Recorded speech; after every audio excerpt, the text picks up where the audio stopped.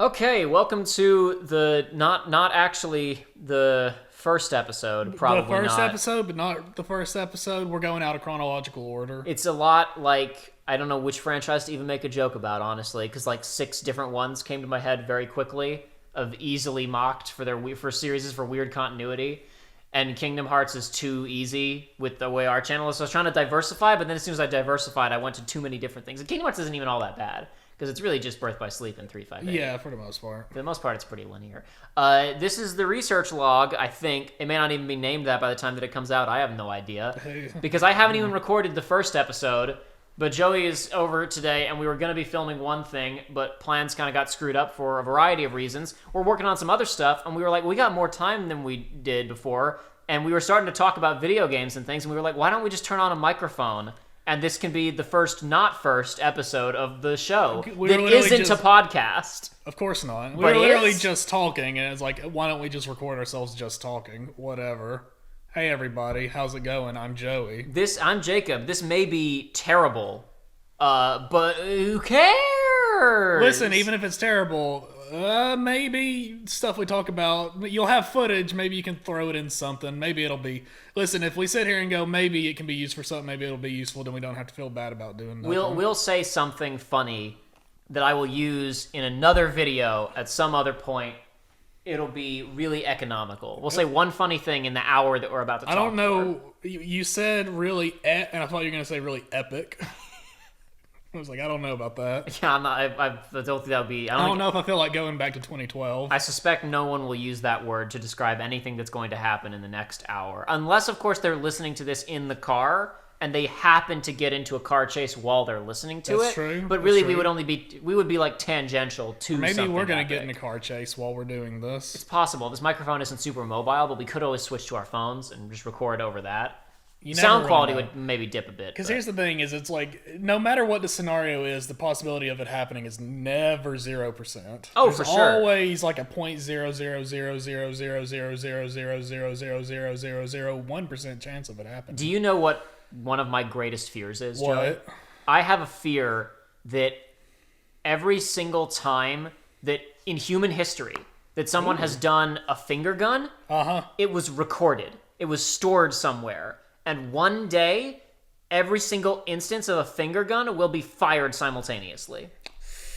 The chances of that happening are in fact not 0. So I'm like, see, for anybody who doesn't understand what I'm talking about, what I mean is every single time that someone has like held up their thumb and pointer finger, or I don't know, there's other variations, like, you know, maybe pointer finger and middle finger. You also have this. Yeah, do like the kind of like more like mime, like you're holding the grip of a gun, or even like your right hand is holding the grip, left hand holding, like if you're pretending you're holding a rifle or whatever.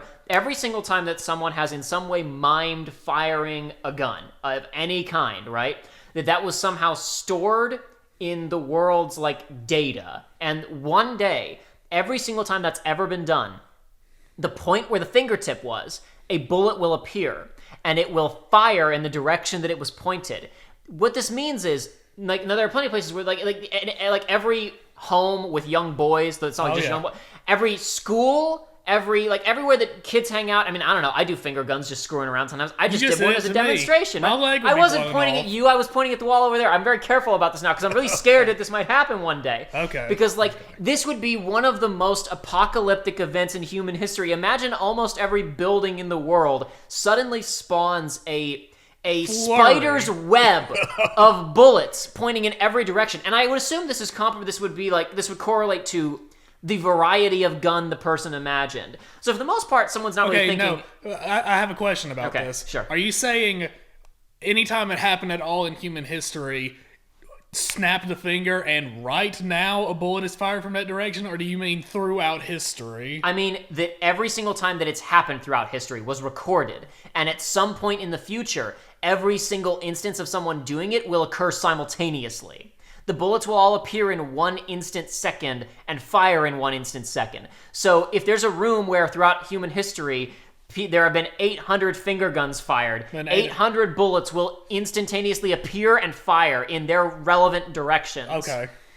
This would kill 60% of the human population, I think. Maybe more. Bad. The only people who would be spared is like the part, because it would happen simultaneously across the world, and people don't do this like in the car or out in public or on the street very much. People aren't only like this would only really be a problem in a place where someone lives long term and gets to do it many times over the course of a long period of time, Yes. right? So whatever part of the country it's like 5 o'clock and everybody's driving home from work, they would be spared.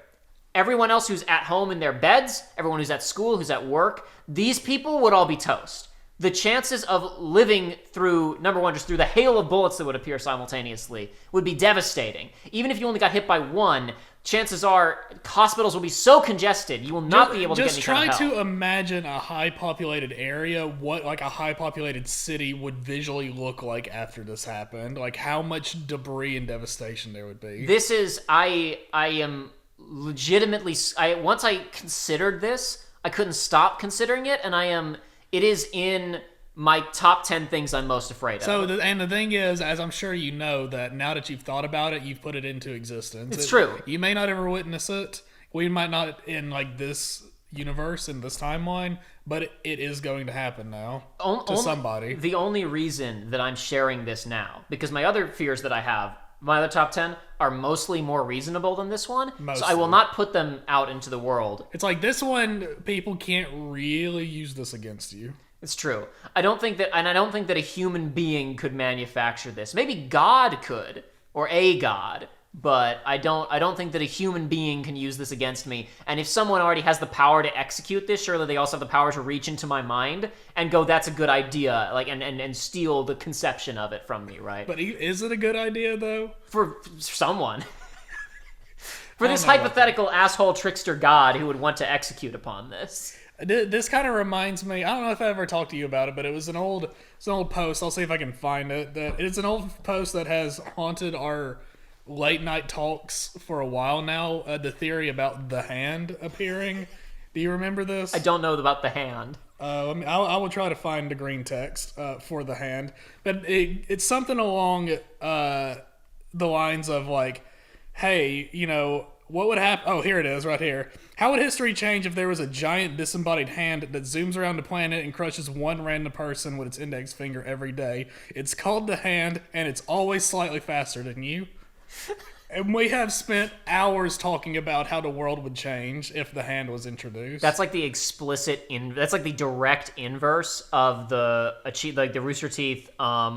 There's you get $1 million, but there is a snail that will kill you if it touches you. Yes. It can swim under the ocean. It will go along the bottom of the Pacific to get to you. It will always be. You can get far away and you'll have a couple years of respite, but it is always coming for you.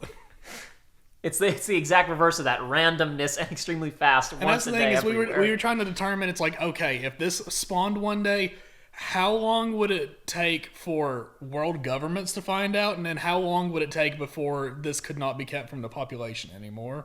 It's like, when would the discovery of the hand be real? Like, you'd start getting, like, UFO reports and stuff. It's like, what is this? It's like, man, you might get an offhanded thing here and there. Man mysteriously crushed under something. It's like, you know, but it'd be easy. Crushed, but no debris. No debris. How did this happen? What is this? He's just a red stain on the ground, like a dropped spaghetti noodle. But I don't remember the time we determined. See, the problem with this is we talked about it a bunch, but none of us retained the information because it's nonsense. It won't be nonsense when the hand appears, though, because much like yours, now that it's been spoken into existence. And that one was a green text. Apparently, it was spoken. I was going to say it wasn't. I'm not the one that spoke this into existence. You can't be held responsible for it. It's not by my hand that this was created. I was brought by humans. But the main thing that we thought about is it's like, how would infrastructure change and how would this happen? Because it's like it's like you're not safe inside a building. On the contrary, now a bunch of buildings just have holes through them. Yes. It's like, does this occur at, you know, like one dedicated time every day? It crushes somebody every day. It's like, what do people do? It's like, does it get to the point to where it's like legally you are required every day at 12 o'clock to meet in like your town's crush square so that doesn't have a roof? It's like everybody's spread so far apart, and in case it is your time, because it has been determined there is no escaping this. Yes. Period. It's the kind of thing where the hand is almost intangible. It's like if there's a mountain in front of it and it's going 5 miles an hour, it will go 5 miles an hour through the mountain. Wait, is it fast? 5 miles an hour is not fast. Well, it depends. So, and here's the thing. You're just saying that it doesn't lose speed going through something. Yes, well, we have determined the way it works is that, like, the moment it crushes you, it starts heading to its destination. If its destination's on the other, and it will always arrive at its destination. It will take the speed that it takes to get at its destination within 24 hours. Yes. Well, if that's the case, then there's probably drones tracking it, and they can determine what speed it's going at and figure out, okay, well, at that speed and in this trajectory, it's going to wind up in this country. Yeah, that's precisely what you had determined. Okay. And it's like, it's moving this fast today. It's like, okay, everybody in these, 200 miles is required to come out today because it's going to be in this area. Interesting.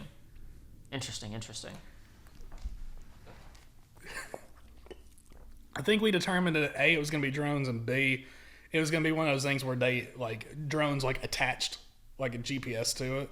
Now, here's the thing. If it has... we just established that it can't be escaped, right? Yes. But we've also established that it has a strict 24-hour squish timeline. Yes. Which I have to imagine means... in this... It's like a blue shell, right? Yes. Where it has a schedule to keep. It can't try and squish you twice. Now... the chances of dodging it are extremely low. Well, so... But I have to think, like a blue shell, if you do a literal frame-perfect mushroom boost, can you perfect parry the hand and just barely slip out? So, we thought about this as well, and we determined that it is completely omnipotent. Okay. It will know... It will know that you're going to dodge, and it will know, correct. Yes, it will always end up where it needs to be at the very moment. It has pure clairvoyance. Okay. There is no escaping the hand. No escaping the hand. Got it. Period. The real question that was brought up about this was, does it only target humans? Mm-hmm. Is there ever a chance... that it could target an animal instead? No. Aliens. Does it only... because we determined it only targets intelligent life. Okay. But it's like... What would happen... if it just flies up, straight up one day? Yeah, what happens if one day it near blinks out of existence... and then comes back the next day? It'd have to go so fast. Yeah, it just disappears. It comes back the next day, and its fingers covered in green goo, and you're like, "What? What happened?" If the same hand was working double duty on this planet and another planet, it wouldn't be so bad because that would cut down the actual death rate in both locations by half each. So I guess it depends on the population. I guess it depends on its law of does it aim for a certain percentage of the population in each planet? So if one planet is more densely populated, does it spend more time? And that's there? the thing is, we started talking about motivations, but we ultimately decided... Oh no, I don't think motivation is important. No, I know, but we ultimately decided that we're not capable of knowing. But we're not prepared. But my point is that if you're adding another planet into the mix, yes, and it has rules, there has to be a clear unless you want to say that it rolls. Maybe it is unknowable. Maybe it doesn't have rules. Maybe it does just decide randomly some days it wants to go to an alien planet. Maybe it's pure RNG. Maybe it's always been around and it just now made it to our planet. It's possible. Yeah, it could have been doing another planet. But at the rate that it goes, it can't actually decimate a population. So it wouldn't have literally destroyed another planet. It would have just had to get bored with another planet. Unless there's another hand. Yeah, it's possible. But I mean, I don't know. You have to have a lot of hands to outdo. Because how many humans are born every day? No, I know. So how many intelligent life forms are born every day? Unless it was a planet with a significantly lower birth rate. But now I was gonna say you're comparing aliens to humans. Yeah, maybe it's actually a weapon that was designed on another planet with a significantly lower birth rate, and it just wound up on Earth eventually. But it's really ineffective here.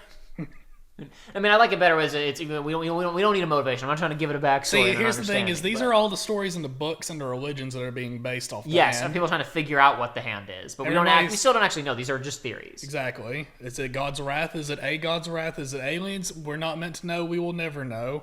One day it may be your time. One day it may not.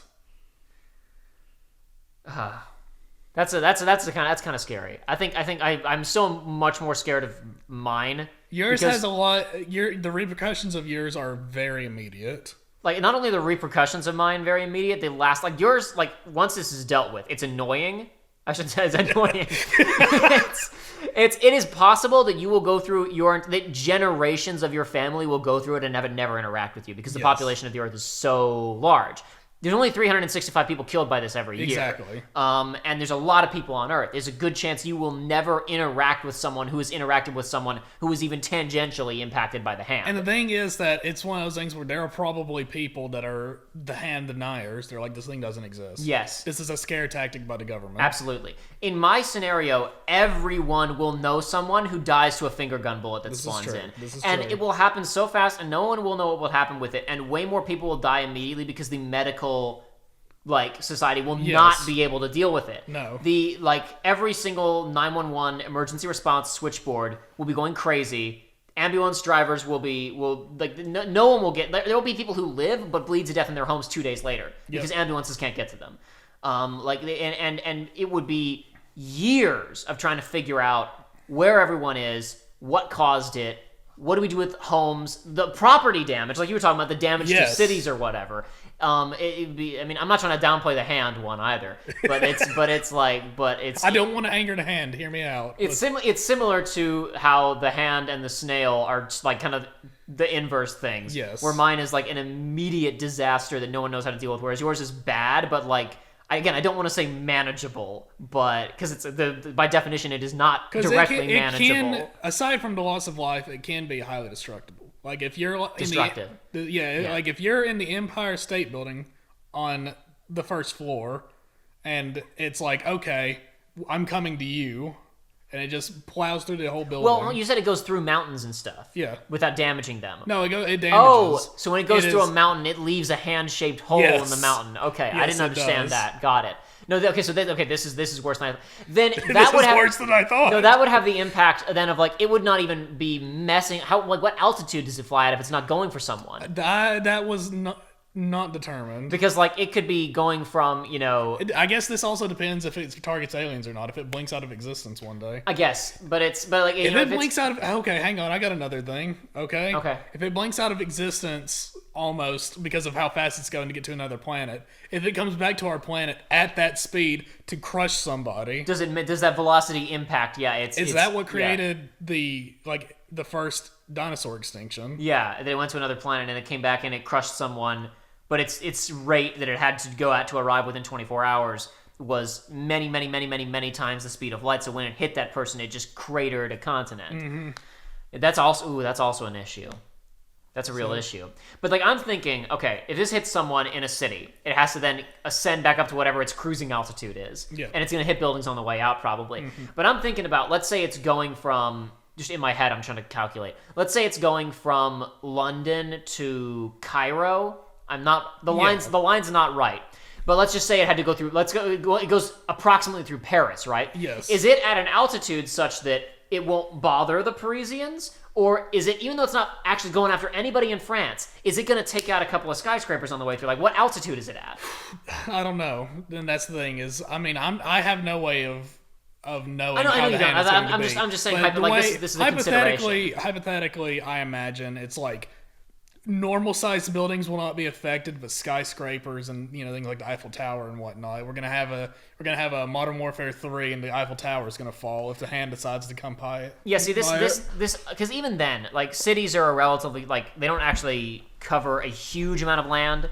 There aren't usually a ton of tall skyscrapers. Yeah. So even the chances of this happening, if it's not targeting someone in the city, are slim. And again, human population is so large that the chances of, even though cities are densely populated, you probably wouldn't actually hit a city that often.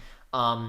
But I'm honestly thinking about this upping the damage to, you talked about, you'd be able to calculate this, and it's like, okay, we've determined this is probably going to New York, so we need people on street level, like at this time, so buildings aren't knocked down. But I think about, if this is going through mountains, that's causing massive landslides and avalanches. Mm-hmm. That could be probably the more dangerous aspect of this. If there's something cruising around the world that probably like 2 or 3 times, I don't know, maybe not 2. Let's say once a month, it goes through a mountain and causes a landslide. Yep. And that's actually going to be a big issue if it's anywhere near a populated area. A few hundred years from now, there will be 1 or 2 mountains that it's like, these are the last great mountains left. That have been untouched by the hand. Exactly. Do not have hand holes. Do not have Wile E. Coyote holes straight through them. Mm-hmm. That would be a thing, yeah. But then the problem would be they become such big tourist attractions you're that right. they would attract the hands. The population density would increase. That's what happened to one of them. After that, people were banned from visiting. Except like archaeologists and like environmental like groups. They go in small groups. And they're only allowed to approach it when it's the known transition time periods. Yes. Or like known impact, when we know it's on the other side of the planet, so you're good for 24 hours. It's like it gets like 1 minute after 12, and it's like, all right, get in your Jeep and your buggy. You've got 20 hours to do this, and you got then you have to clear out. Yeah, this is good. I like this.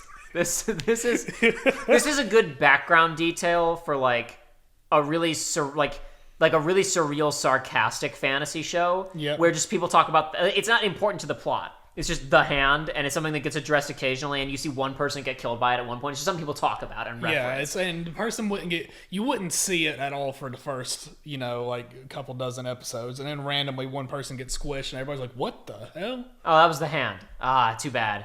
And if it's I've never seen the hand before myself. I was gonna say, if it's only like 365 kills a year. It's like seeing the hand will be like, oh my god, there it goes. That was the hand. Wow. I'm glad I didn't know that guy who just got squished. Or that guy was an asshole. So really, everybody looks up on the news. It becomes a joyous affair now. Everybody looks like there's an online tracker, and it's estimated to be going through here. Daddy, look, the hand is going to be passing by our house today at 6:00. I will get to my camera, Daddy. It's going at a slow enough speed we'll be able to get some good pictures of it. Because it's not going that far this time. It's not stopping here. It's going a few towns over, but we're going to get a good view of it. That's also the scary thing is you see somebody get crushed, and it's like, phew, and the hand flies up, very and slow. You don't even see it moving. And you're like, oh no. That's a twofer. So, well, no. What you just said, it's omniscient, right? Yeah. It knows where it needs to be in 24 hours from now. Yep. You get in a car and drive away, and then you're good. If you drive really far away for 24 hours, it's not moving at a speed that it'll catch up to you. So it's just gonna be whatever lazy asshole. It's gonna be the guy, the hurricane. I ain't barricading up my house. I ain't moving just because the government tells me to. That guy will get killed by the hand. It's like the 5 people are still living in Centralia right now, the town that's on fire. Anyway, you would just have to learn to live with the hand. Really, there's no other alternative. Yeah, but no, that's the whole thing. Is we were talking about how society would change. No, yeah, that's like I said, that's a really good background detail for. I'm thinking about stuff like how on I went to, because they're kind of similar. I was thinking about Gravity Falls. How there's the whole time war in the background that's never addressed. Yes. There's some kind of post-apocalyptic event with a giant baby blowing up the planet, and it never comes up. And then that also sent me to in Phineas and Ferb. There's a giant floating baby head that just randomly appears throughout the show, and it's never addressed. It just drifts through in the background of shots and appears when doors are opened and closed, and it's never explained what it is. There's all kinds of weirdo stuff in Phineas and Ferb that gets explained, but they never address the giant floating baby head. We need a surreal fantasy show where the hand is just a background detail. Yep. Occasionally you see the whole of a hand in the sides of buildings or mountains or whatever. I was going to say, maybe in the ground you just see the imprint of a hand. Yeah. Or of a thumbprint, How big is this? When it crushes someone, does it swat them like a fly, or does it crush them with its thumb? It says the post said index finger, so okay, I imagine the index finger is probably. I mean, this thing's big. I'm thinking, I don't know. I think the index finger only needs to be big enough to crush a person. I don't think it needs to be that big. No, that's what I'm saying. Is I think there's maybe maybe a meter-sized hole in the ground, maybe smaller. Yeah, it doesn't need to be huge. No, it doesn't. It will be swift. a swift, gracious death. Merciful. The only way that it's not swift, gracious, and merciful is if it's coming from that alien planet, because you get no warning of any kind, and other people around you are also going to get swift and merciful nuked. To the person it's targeting. Yeah. Everybody else, though. And, I mean, at least it probably doesn't carry any, there's not going to be any nuclear fallout or anything. Does this thing carry COVID-19? When you said I knew you were going to nuclear fallout because you're thinking about an atomic bomb, but then I'm like, if it crushes someone who is really sick, does it carry whatever disease they have? I mean, the next person that it hits, it's going to kill, but in the area around it. What if it carries what if it's dripping blood and it's spreading pathogens and sickness across the entire planet every time that it moves somewhere? Yeah, but even then, it wouldn't be spreading it very fast. Maybe 1 or 2 people would be affected. What if you're walking around and blood drips on you and you just get AIDS? That sucks. There's that. It just sucks. How do insurance companies cover for this? They don't. Every insurance company. I guess, well, honestly, really, it's a whole, like, it becomes a real thing with, like, arguing with insurance companies about what qualifies as act of God. Yeah. You'd have to be a real asshole insurance company to not cover for act of hand. Yep. Like, this would have, because you would probably not even pay out that much for it, honestly, as an individual insurance company. No, correct. How often does it even come to one country, But right? the problem is, at the beginning, when the panic started to spread, that's when all the insurance companies for would be sure. like, no, we don't cover the hand. No, the hand is only covered, like, 5 years into this. Universally. But then real, like, oh man, though, if you want people that are ready to get money, they start selling the hand insurance. No, what they start doing life is insurance. There's the really scummy companies are gonna say, if you weren't the target, or like if you weren't the let's say Joey, let's say that you're in my house, right? Yep. And you get killed by the hand, and my house gets damaged. The insurance company's not going to pay to fix my house because I wasn't you were under a different insurance policy. And they're going to say, hey, listen, the government mandated that you're not supposed to be in the house. You weren't supposed to, you weren't supposed to be there. You weren't supposed to be here, sorry. This is a huge mess. We can't fix this finger or hand-sized hole in your house. I feel bad that I made you the victim in that scenario and not me, but we're sitting in my house. I should have roleplayed being in your house because that was unfair of me to frame that as being you. I apologize. It's okay. Listen, if I look up and see the hand, I'll just close my eyes and accept it. I'll cuss it out. I'll say something. I'll shout computer passwords to people so they can go get all my novels and publish them posthumously. Okay. That's good. All the novels that I don't have. Listen, if the hand appeared, I'd start writing some novels. Dawn of the First Day. I'm not going to lose. I'm not going to let my legacy be cut short by the hand. If my time may come randomly, I need to start working now. Listen, all these isekai shows are boring because everybody gets hit by trucks. Why don't they get crushed by omniscient hands? I was telling you I was crushed by a hand and entered the next world where there was another hand. That's the new best isekai on the block, Amphibia. Yeah. One of the characters who shows up later in the show, the Kairi of the group, because it's about Sororiku and Kairi. She is the least like the three characters of the comparison, but she's like a D&D nerd, and so when she gets isekai'd, she is in full blown. This is perfect mode. Uh-huh. She starts nerding about the world's history. She learns about it. She becomes a ranger and defender of the capital city.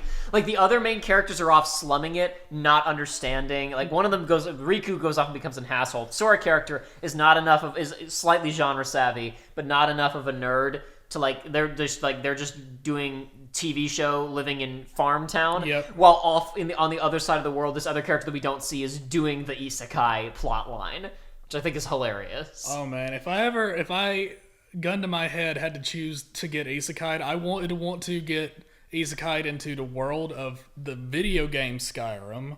I want it to be everybody's like a person in Skyrim, but the mechanics of the game are still there. So just so that I can be like, okay. The people living in it are more intelligent than the AI, but you still interact with the world on the mechanical level. Exactly, because it's like, okay, this armor, I'm invincible now. Okay, I have infinite magic. I have stumped stumped all of the mages of the world, and I'm more powerful than anybody else. I gotta tell you, for me, there's worlds I've thought about, like what fantasy world do I want to get warped into? It'd be cool. Uh-huh. And the more and more I thought about it, I was like, it needs to have indoor plumbing. It's like, I really need to be able to take a shower. Not much else matters than being able to go to the bathroom and take a shower with modern conveniences. Okay, but if I have all of the magic in Skyrim, I can probably create a spell like J.K. Rowling's delete us to poopus spell. Yeah, maybe. I couldn't believe I had a conversation with Aiden, and she's a Harry Potter nerd, and she didn't know about that. She didn't know about... That was a couple years ago, though. Poopine deletus? Yeah, she didn't know about poopus deletus. The freaking... Because, for a long time, I was it wasn't even, fantasy world I'd most like to be in, but Final Fantasy worlds I'd most like to be in was easily Ivalice. The Final Fantasy XII version, not the Tactics version. Okay. Because the Tactics version looks like you could get the plague. It's on that aesthetic level. Yeah. Whereas 12 is so interesting. We've talked about it before, but it's so interesting because it's a fantasy setting. It's not modern, but it's post-electricity. Okay. Because there's a whole conversation where when you're in a mine that we got to in our ramble, Yes. kind of midway through our ramble, Yes. where there's old electric systems there, and they specifically talk about these are pre-mist, because now the world runs on crystals and mist, because they've been able to bottle mist and use it to power things. So it's like, electricity became, like, they used electricity, but then it's like, this stuff is better. So Electricity is antiquated in this world, and they have airports and public air transportation, but they also don't have cars. There's when you go to Arcadia later in that game, the capital city of the Empire, there are flying cars, there are flying taxis, but they're basically like functionally in universe. They are just small airships because they basically figured out in the setting of 12. They're called glossaire rings, I think they're called. And essentially, I don't know for sure. My understanding, I'm probably someone who's read all of the codec entries in 12 will probably correct me.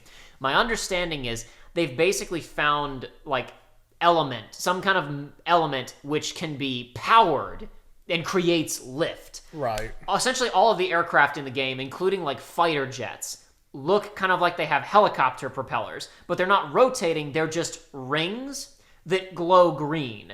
So my assumption is the way that it works is they put power into these, and that's what creates lift and turn and like pitch and yaw with then rear motors for forward thrust, right? Yeah. But they haven't figured out like the standard combustion engine yet.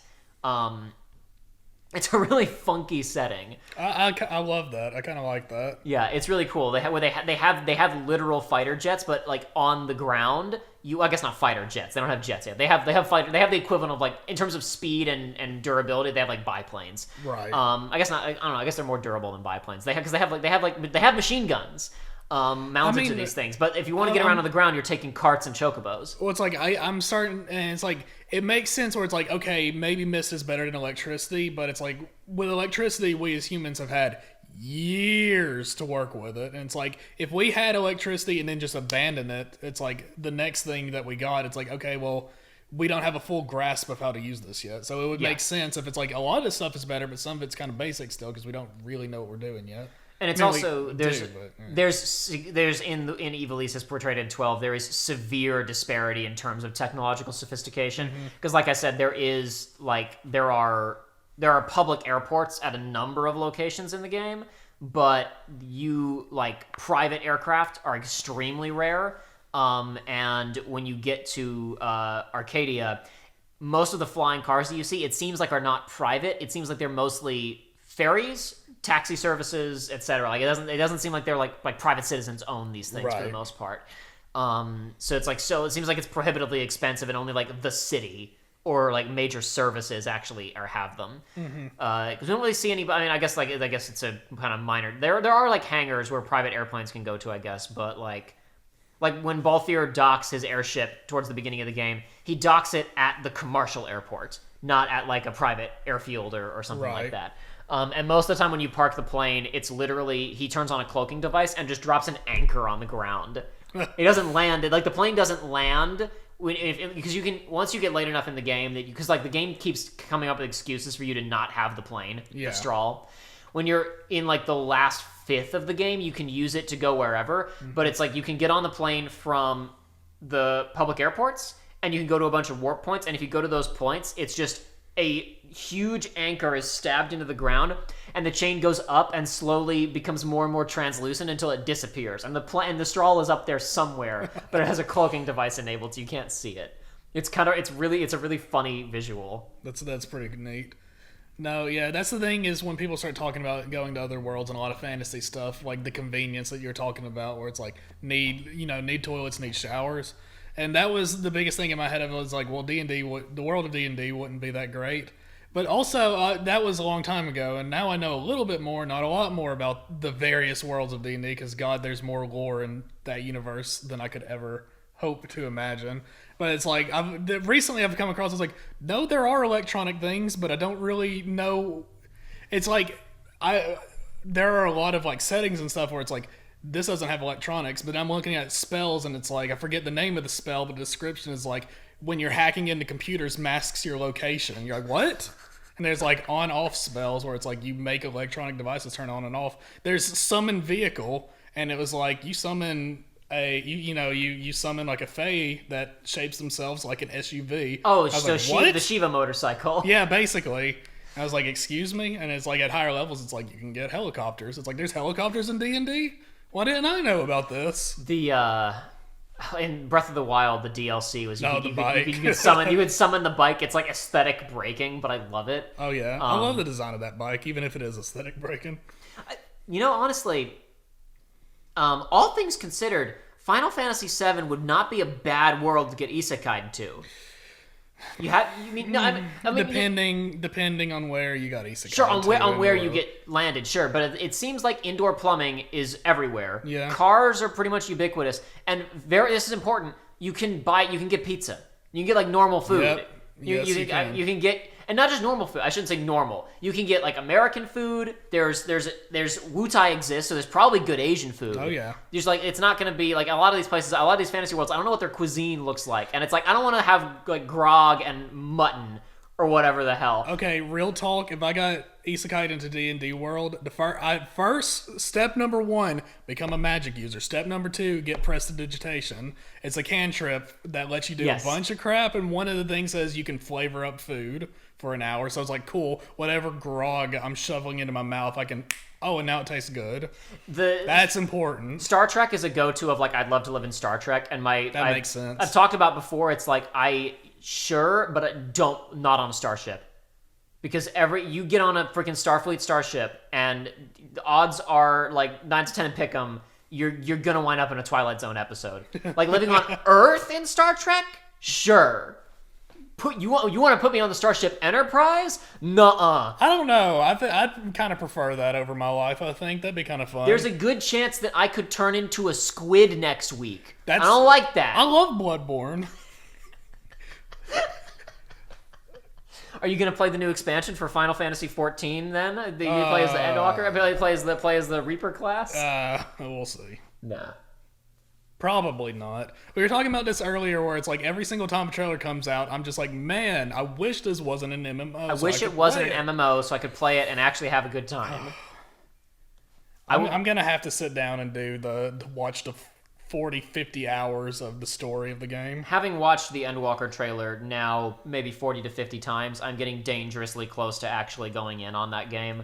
What's even worse is that it's like, for new people to start, it's like you can play through the whole first part of the game. Like you can play through the whole non-expansion. Yeah, well, that's the meme. Did you know that Final Fantasy XIV has a free trial up to including the first expansion Endwalker up to level 60 with no time cap? Meme aside, that's a lot. It's phenomenal. It's a lot of content. Used to, it was you can play any class and get it until you hit level 20 and you couldn't level up anymore. Even that was a good deal because you could go through all the classes and figure out what you wanted to do before you really committed. It's honestly, we've talked about this before.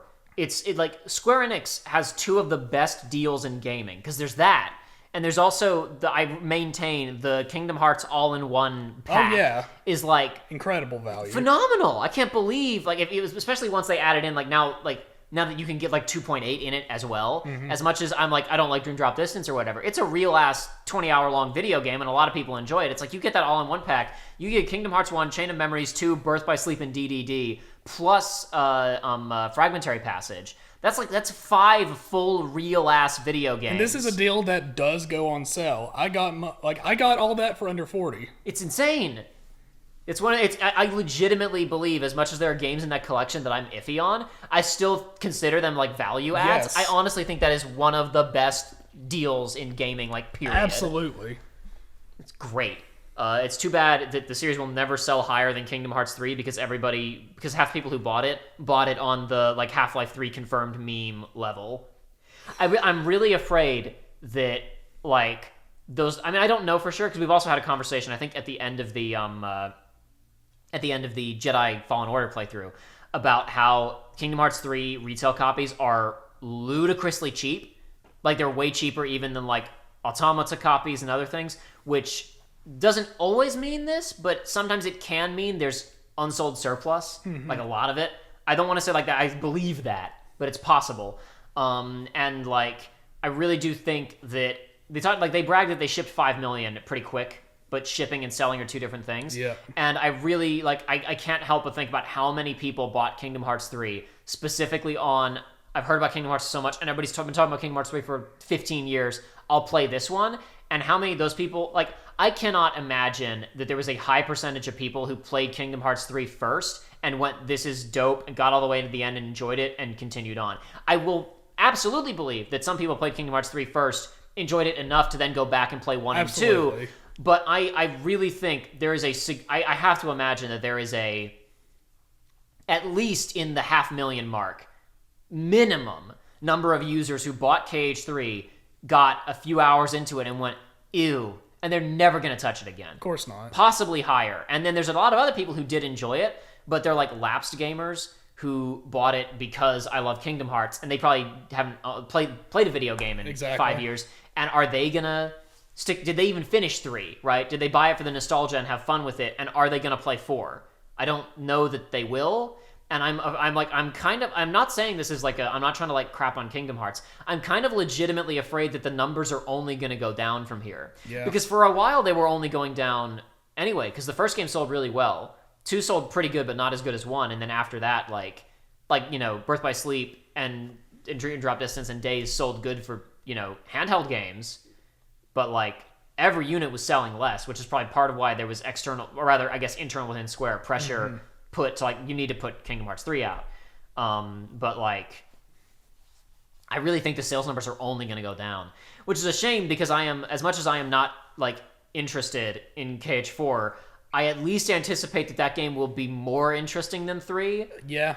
Because it feels like, I still, like, I've talked about this before. Like, I talked about this when I went on Bloody Biscuit's stream a while ago. And it's like, sure, hopefully all of that Verum Rex stuff will be interesting. But it's like, I have to keep going back to Kingdom Hearts 1's secret ending. Oh man, so cool, this weird dark city and guys in cloaks and what's going on? And then that city is a 5-minute walkthrough, and the rest of the game is normal. Yep. Kingdom Hearts 2 secret ending, oh my god, this gritty, guys in armor, killing each other, ridiculous magic. The armor that only shows up in cutscenes. And then the rest of Birth by Sleep, which is a good game, is normal Kingdom Hearts. Yep. And even when you get to that scene, the tone is completely boggled because the music is different, the context is different, the lighting is different. Dream Drop Distance secret ending, Kairi will do things next time. Think about the game there was a game that had an entire secret ending, unlockable reveal that was built around Kairi will do things next time. And now Kairi has literally gotten her own spin-off game in which she does not get to do anything. We're 3 games deep, 4 if you count mobile phone games, into the promise of Kairi will do things next time, and Kairi has yet to do things next time. So it's like, oh boy, dude, Yozora, what if he's 5 minutes? What if he's 5 minutes, dude? What does it matter? Show me the money. Maybe it'll be... You said Yozora, and I literally had to be like, who? Oh, yeah. Yeah, that guy. The cool-looking fella, I guess. That guy who was in it for a few minutes, yeah. Who knows? Maybe it'll be interesting. It's that incredibly high-quality cutscene that appears halfway through the game, you're like, what the hell? What am I playing right now? Oh yeah, Kingdom Hearts. And then a cool secret boss. Apparently a lot of people are like, because I still haven't gone and beaten all of those. We watched the footage of it when we shot our Remind playthrough, which will never come out. No, it will never come out. That fight's a cool fight though. I will go and play that eventually, but I need a reason. I lied recently. I realized I always said that when Remind dipped below X number of dollars, I would get it. And it dipped below X number of dollars. And you're like, no. It was I don't want to reinstall 3. I just don't want... It's like, I want to go back and play the other Kingdom Hearts. Yeah. But I haven't yet. It's like, it would be a disservice to do... To yourself, to put the time into that and not into playing 1 or 2, or even Birth by Sleep or Calm again. Yep.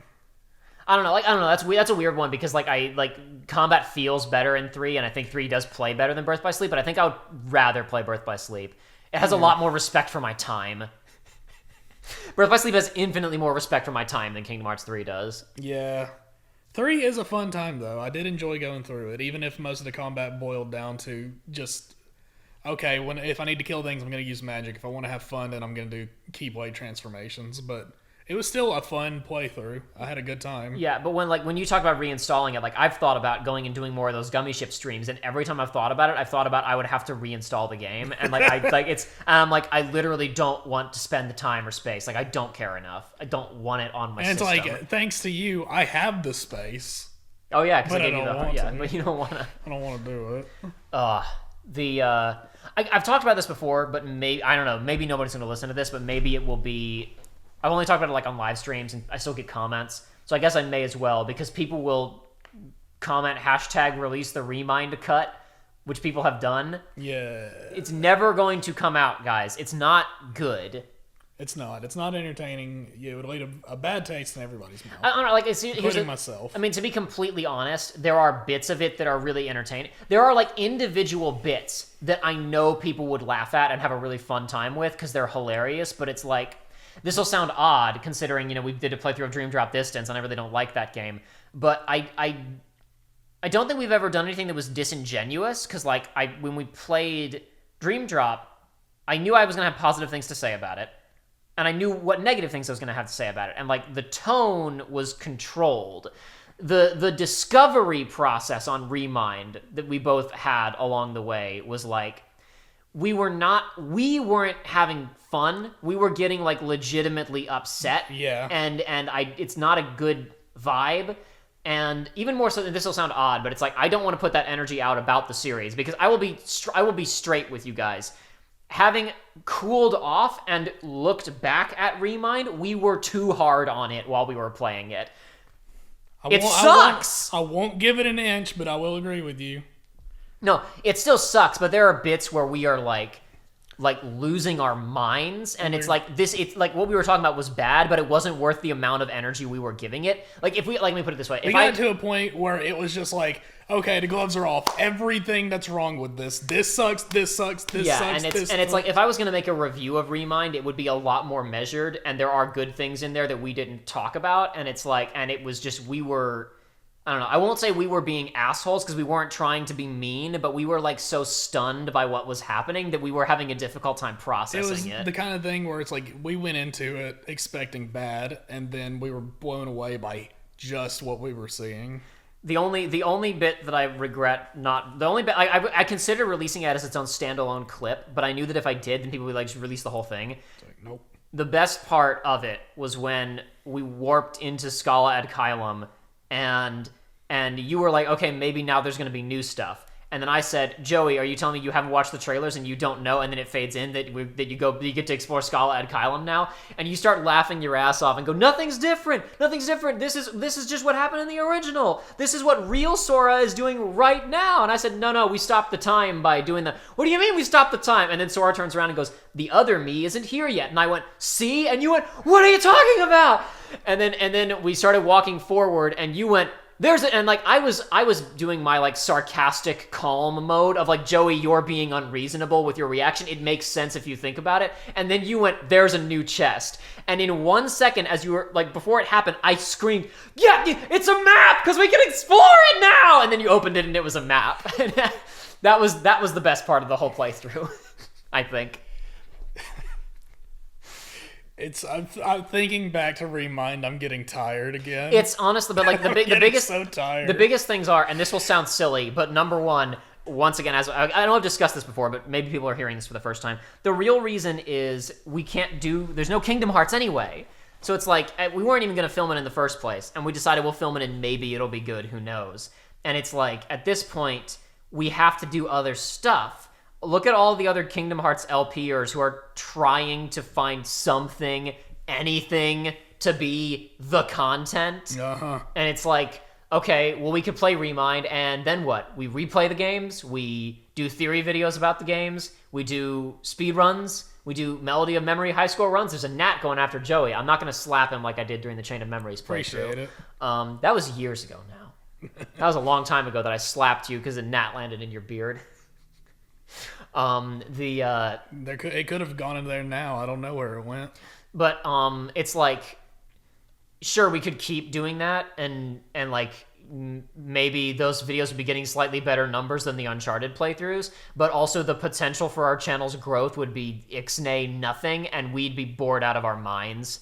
So it's like, why do Remind and have people go, great, they did more Kingdom Hearts, now do Melody of Memory, now do whatever else. So it's like, that's it. That's it. And then we have the same problem again. Yeah, so it's like, so Kingdom Hearts, like, and I'm like, the ending of Kingdom Hearts 3 was a good finale. Like, that was a good stopping point. I did the little results screen at the end with the statistics of all of our playthroughs, and it's like that should be the ending point. That should be the stop. And I who knows, maybe, like I've talked about before, I'd like to go back and stream the first game on PS2, talk about it a bit, and maybe and like that would also be useful to get footage for if I ever do the review, because I'd like to have PS2 footage in addition to the PS3 footage. And like we obviously we still talk about it a lot, but like as far as I'm concerned, the formal playthroughs are done. Like we did 7 games. Or, approximately, some movies as well. We did Kingdom Hearts 1, Chain of Memories 2, Birth by Sleep, DDD, Fragmentary Passage, Kingdom Hearts 3. Yeah, we did 7 games, and 2 movies. We didn't watch the back cover movie, but I spent an hour and a half explaining the mobile phone games. We covered 10 games. We're good. We're done. We don't need to do any more. You're going to have to tell me any time that the mobile game gets updated, because I'm not going to talk about what it's at right now, but what you were telling me was very funny, and I want to keep. Well, I don't mind dating this. We were on PlayStation chat a couple days ago, and our friend Jake, who is also a KH fan, who has checked out Post 3 completely. I shared that they're shutting down the mobile phone game, and he started to have a like. What did he say? He said I feel like I've been hit by an AT shot. When I said that there is another mobile phone game within the mobile phone game now about Xehanort and Eraqus, and he was like losing his mind at that. But the main thing I was talking about was that they literally can't even end it, because they were like, I'm pretty sure it was the finale was supposed to be done by now, but they had to release one part of it. And then it was going to be out, and then the second part was going to be out at the end of this month, but they've had to delay it to next month and delay the shutdown of online functionality even later, because there's only 2 animators working on it, among other things. So that's embarrassing, but whatever. I know nothing about Dark Road. I've deliberately not looked at it. I can't even visualize it. I don't know what it looks like. I'm sure it looks the exact same. It's the exact same. Okay. I am keeping up with back cover,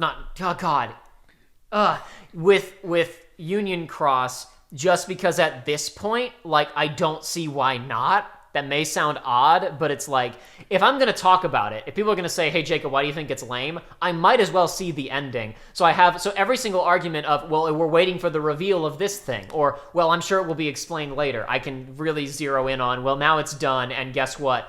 97% of this was filler. These things didn't go anywhere. We still don't know anything. Please be excited for Kingdom Hearts 4. Which is all it is. I'm fairly confident at this point. With only one update left, I don't foresee any major Persona Revelations coming along other than please be excited for Kingdom Hearts 4, but who knows. We're probably not going to see anything about that until next year. Yeah, I was going to say, what is the next big gaming thing that Jeff Keighley was doing? The Summer Games Fest. Yeah, the lineup got announced for it, for all the people. There's a lot of people showing up to it. It's like it has potential to really have, some, maybe not big announcements, but a lot of announcements. So surely there's something for everybody going to be there. But Keighley was not going to be at E3 even before E3 got canceled last year, because he was like, this is getting really stupid. Yeah. I think I'm willing to bet, because when they tried to announce their new plans, like summer last year, when they were like, here's what we're going to do next year to come back, the plans were insane, and everyone was like, this is stupid. I'm willing to bet that they lost so much money. That's part of why, like, a bunch, like, cause like I think Sony's going to be there again, and Nintendo's going to be there. Nintendo, I don't think was there, or they weren't going to be there in 2020. They weren't planning on it even before it got canceled. I don't remember if they were there in No, they weren't there in 2019, because that's when Breath of the Wild 2 got announced, right? Mm-hmm. I don't know, like, but even Keighley's still just doing his own thing, because he has his own platform now, and I bet he's just more interested in putting that together and doing stuff like over time and working directly, because really all the Games Fest thing is like just like shared broadcasts with like developers and whatever. But I don't know, that we'll see what happens this year. But like Nomura said something to the effect of like, we're hoping to announce something for Kingdom Hearts on the 20th anniversary in 2022. So I don't think we're going to see any, like, the next game announced until then, and even then it'll probably just be a teaser. But it's like, the Square Enix's lineup is so jam-packed that even if they were working on anything, they'd be insane to show it. Yeah, like, exactly. Neo: The World Ends With You comes out within a couple days of E3. So that's going to, even though it is going to come out right before E3, they're still going to show it, because they're going to try to market it. Endwalker's coming out The Nier remake came out just a little bit ago, so they'll probably still show that a bit at their convention, at their conference. And Walker already said that. Final Fantasy 16. I feel like there's something else that I'm forgetting about. Like there's some other big Square project in the pipeline that I. Well, the Intergrade is coming out. Intergrade is also going to come out right next to E3. What is? Final Fantasy VII Intergrade. Oh yes. The Yuffie update and PS5 compatibility. But I wouldn't be stunned if we see a teaser for Part 2. Because they're already working on Part 2. There's only it's just a side team is making Yuffie DLC. Because it would be insane if it took them a year to make that, and the whole team was working on it. They're not doing that. They've already said there is a team working on 2. Apparently, a week ago when they showed it off, a week or two ago. It wasn't a week ago. It was longer ago than that. There was an interview regarding Intergrade, and they showed some screenshots and talked about some things, and I think it might have been like Infamitsu or one of those things. Nomura also talked about The World Ends With You a little bit, but he basically said I wanted to talk some more about Part 2, but it was pretty impromptu, and I called Kitase this morning to say, hey, do you think I'm allowed to talk about anything?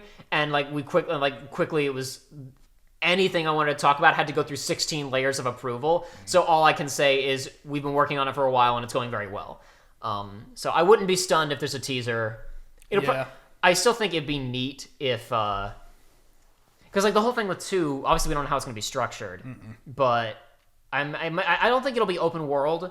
I think because the world of 7 is too big to do it to scale. They could do a world map that's where you have the scale is messed with, but I don't know what they're going to do. They may just make it Culm as a chapter, Junon as a chapter. That's what I would imagine. Going to the farm, getting a chocobo, and fighting the Zulum is a chapter. And then when you do hard mode, you can jump between those. The Midgar Zulum, the big. Yes. I guess you don't fight it. You get on a chocobo and skip it, and Sephiroth kills one. Yes. What I was going to say is I think it's interesting because the cover of the original game and of Remake is Cloud looking up at the tower, and this game is going to be almost entirely not in urban areas other than Junon, which, if they're smart and they want to save money, which, I don't know, maybe they're going to spend a lot of money and make Junon really explorable.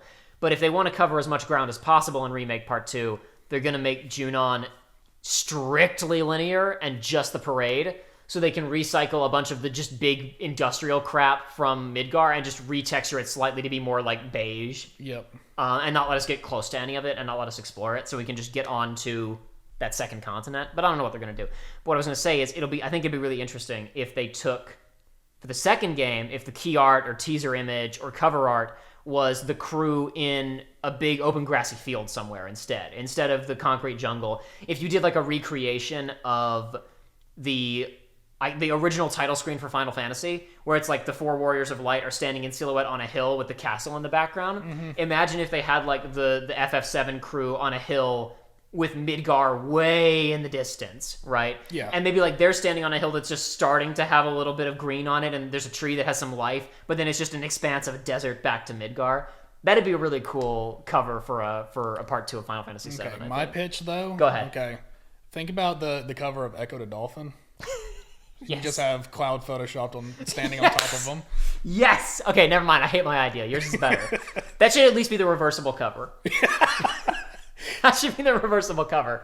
If that isn't after a trailer that shows Mr. Dolphin, because they'll put it in a trailer. Yes, the same way that they eventually showed the cross-dressing to reassure everybody it's in the game. There will be a trailer where we see Cloud interacting with Mr. Dolphin.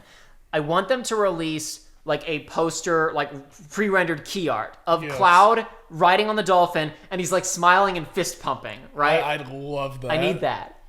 That'll be. I'm looking forward. This is why Final Fantasy VII Remake Part 2, or at least part of why it's my most anticipated game.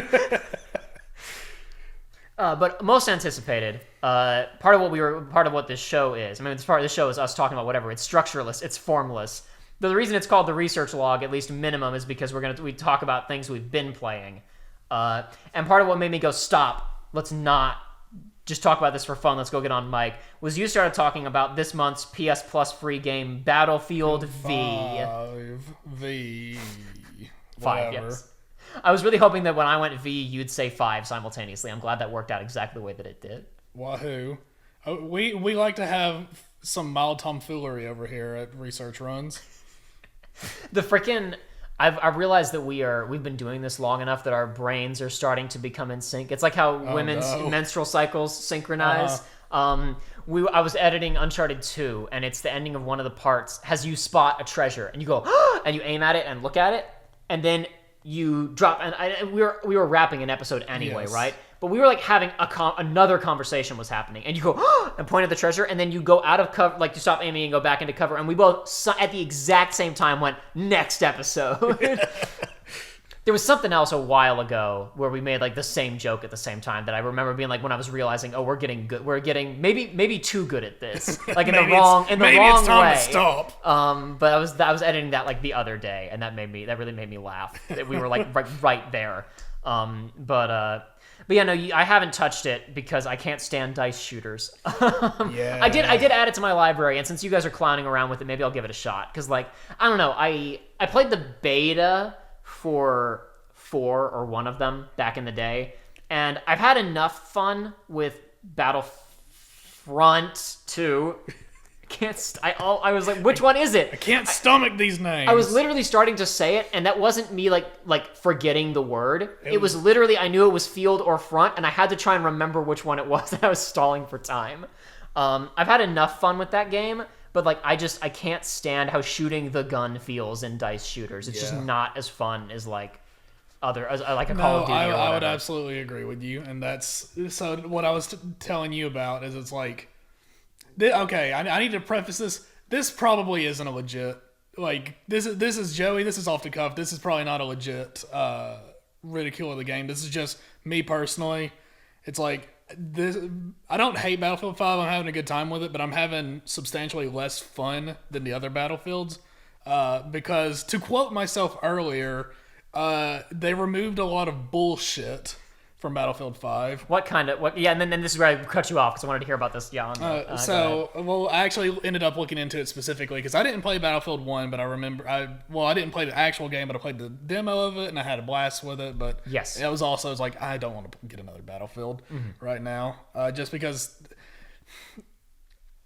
I really have to be in the mood to play a competitive FPS. Well, I say competitive. It's barely competitive when you've got 32 versus 32. A multiplayer PvP FPS. Exactly. With matchmaking where you drop into a round and you play it and you go back to... Yeah, I understand.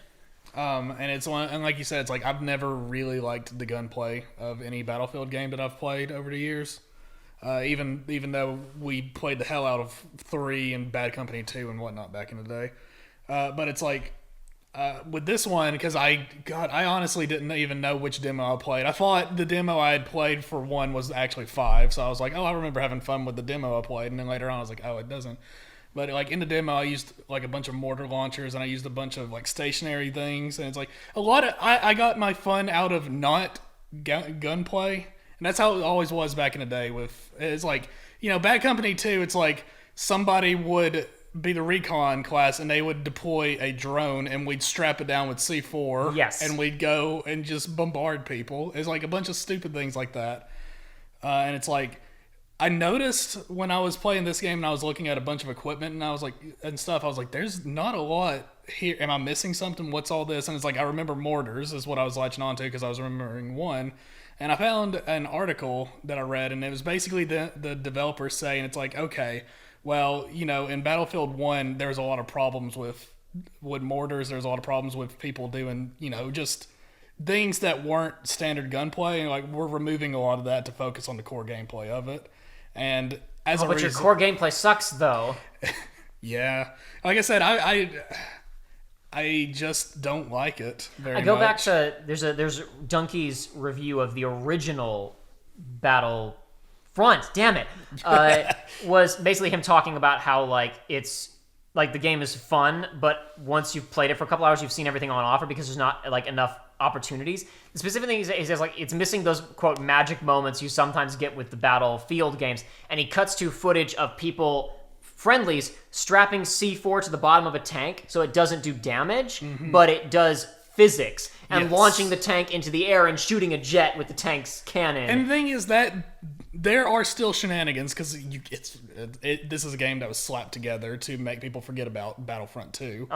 So obviously there's going to be shenanigans still because apparently I didn't even know this because I didn't pay attention to the game. There's actually a What Happened episode with Battlefield 5. Oh, no. Because when that game released, it was bad. I knew that it was bad at front. I didn't know it was bad enough for a What Happened. Yeah, but it's like there's just the other day I saw a clip because I've been asking questions on like the Reddit and whatnot, and I hopped on there and I saw a clip where I think they strapped like 2 people strapped 8 like dynamite to the bottom of a vehicle and used it to launch themselves from the outskirts of a map to the middle of the map.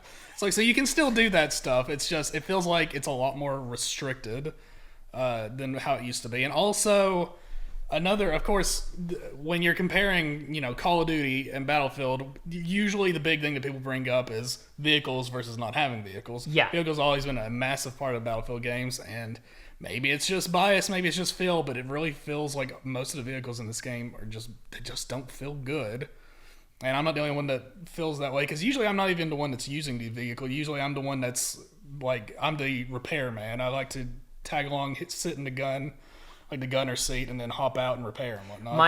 Honestly, one of my favorite things to do in Warhawk was that game had basically you could switch the knife because the game was all pickup based, it was very arcadey. You could pick up an alternative knife that did the same amount of damage, but it was just a wrench. The wrench had ammo. It had 400 ammo, and you swung it at vehicles to either do damage to or repair vehicles. The process of fixing a vehicle, like I said, the welding torch is like the generic, I'm fixing a vehicle by just pointing a welding torch at it randomly. I loved in Warhawk just it makes like a sound when you just slap it. That's how it is in Team Fortress 2, isn't it? Yes, it is. But with the engineer. But it's a bit more fun feedback. Yeah, but it has a totally different vibe from a Team Fortress where what you're doing is flying around a jet, taking a ton of damage, ducking into a place where you got overhead cover, jumping out, hitting it with a wrench, and then getting back in and jetting out again. Or you're riding. You could actually, I think, with the tanks, the way that the tanks worked, in that they were 2-seaters. One person was driving and one person was in the top. Yep. And the top did not have a mounted gun. You just had whatever your inventory was, and you could take cover in or pop your head out. And if you had a wrench, you could pop out and look down and smack the tank. You couldn't do it while you were inside. You had to expose yourself, but you could pop out and heal your tank on the fly. And if people didn't shoot you, if you were too focused on the rest of the vehicle, you could pop out and keep healing your tank while other people were putting fire on you. You couldn't quite Kirito it and heal faster than they could do damage, but you could double the life expectancy of a tank. Anyway, sorry. You talking about vehicles made me think about. I don't know if it was a clip from Battlefield 5 or from there's another shooter that came out recently called Enlisted. I'm not familiar with it. I'm barely familiar with it. Joshua's been telling me about it. We'll have him on the show over Discord sometime, and he'll be able to talk about it because he's been playing it. So I won't talk about that today. That's for next episode, folks. Or maybe the episode. I have no effing idea. I saw a clip that was like, okay, this is why these games can be fun sometimes, which I'm pretty sure it was from Battlefield 5. Somebody got in a Jeep and just drove across the battlefield, and it was the most cinematic thing I have ever seen in a multiplayer game, of shots going off just around him, of there's activity everywhere, driving in between other tanks. And it wasn't too chaotic where it was completely unbelievable. It was just the right amount of action happening that it looked like the Prestige oneer shot from an action movie where it's okay, we're gonna have all these different vehicles and explosions and extras, and it's all gonna be in one shot. And it's that shot that they spent a month planning, and it's the thing they want everybody to talk about after the movie is that, and it just happened dynamically in the game. And he drove through a flare at one point. It is, I don't know. There was a lot of cool stuff in that one. You were talking about the game is bringing out your group's nascent hatred of the British and the French. Well, it's just we're fighting in France, and then every time that we're doing we usually play Grand Operation, which is the really long 3-part. Yeah, we have multiple objectives to clear. And I was like, why do we keep doing this? And it's because nobody knows what any other game modes are. because back in the day, the one we always played was Rush, and I'm sure it's here, but there's not a game mode called Rush, and we were like, well, we know what that does. Right. But anyway, we were playing that, and every time that we're the British, we always just groan like, ugh, we're the wrong side. Is it okay? Are you just being a sarcastic asshole, or is it that that the game is less fun as them? No, because we're sarcastic. Okay, assholes. just want to because I know sometimes like offense or defense can be determined by like faction, and sometimes it can actually be like less fun to play as one faction in these types of games. It depends on the map, really. Uh-huh. But it's like I was telling you, the main reason that we're down on it is because just going in this game, like I was telling you earlier, in this game you don't really make your own character, but they were like, okay, well with each class it's like, pick between like 5 guys, presets, and 5 girls, and you can change their helmets and their pants and stuff. Uh-huh. And there's 2 Germans, Peter and Gunther, and everybody all of us that are playing are either Peter or Gunther, and the whole time we're like, Peter, get down, no. Okay, so Gunther, I'm coming. I knew you because I was like, is that? I knew you'd mentioned that of like that you were having fun playing as the Germans specifically because you just got to shout Peter and Gunther at each other constantly. I guess the British aren't as funny. I'll have to play with you guys, and when we're on British, I can make it fun. I can just be going tiddly pip, tally rally ho, and all this stuff all the time. And just be a complete asshole. That's fine. I'll keep talking anyway. There is of course, whenever you go down, you can hold the button to call out to medics and whatnot. And there's one specific British female voice that if I hear somebody call me out with that, I don't revive them because they go medic. I'm like, okay, die, perish, die. Take it. I don't care if we lose. You lost the moment you opened your mouth near me. It's like that bit there's a bit in LA Noire where Cole Phelps gets clotheslined by a guy that he's chasing on a rooftop, which happens. There's like a pre-canned animation of like a guy hides around a corner and then he clotheslines them when you catch up, and like that is set to. I don't know if it's consistent. I think there's like a couple of Phelps screaming voice lines that it can be, and like it's supposed to be like a or whatever. Yeah. But occasionally it will happen, and he will do his freaking full on "I fell off a building" death scream of ah! And he just got whacked and it fell over a little bit. I saw somebody post that on Twitter the other day, and I've seen it before, but I was reminded it was ancient knowledge. That's incredible. I need to go back and replay LA Noire. I really like that game. You need to get VR so you can play that game in VR. I will not play that game on VR. I really do think LA Noire is it's a phenomenal game, dude. It's so good. Really great stuff. You've watched a playthrough of it or played it, right? Okay, yeah. I thought so. Because I know I talked with Price about it like way back in the day, like shortly after it. Like it's not shortly after it came out, but like closer to its release. He and I had a couple discussions about it. But I didn't. I was like, I'm pretty sure you watched it or played it, but. I really like the freaking Best Friends playthrough. It's so good. I think this is probably the one I watched. Okay, I've watched a couple of playthroughs. I've seen a couple in more or less their full length, and then when I was like I was kind of on a kick about the game, and I went and watched like bits of a number of playthroughs. That was part of what like inspired the one LA Noire video that I did, because there's like a pretty significant chunk where I was like, people are having I guess I won't say wrong reaction, but I was like, this is clearly not the desired reaction to some stuff that happens at the end game, and I was like, how could this have been improved? That was kind of that was part of where the thought process came from on that LA Noire video. I screwed it up because I couldn't say his name. Roy, some more screen time. Yeah, give Roy more screen time. That would definitely improve the game. Listen, no, honestly, Roy's screen time phenomenal. You can have a terrible character and give him more.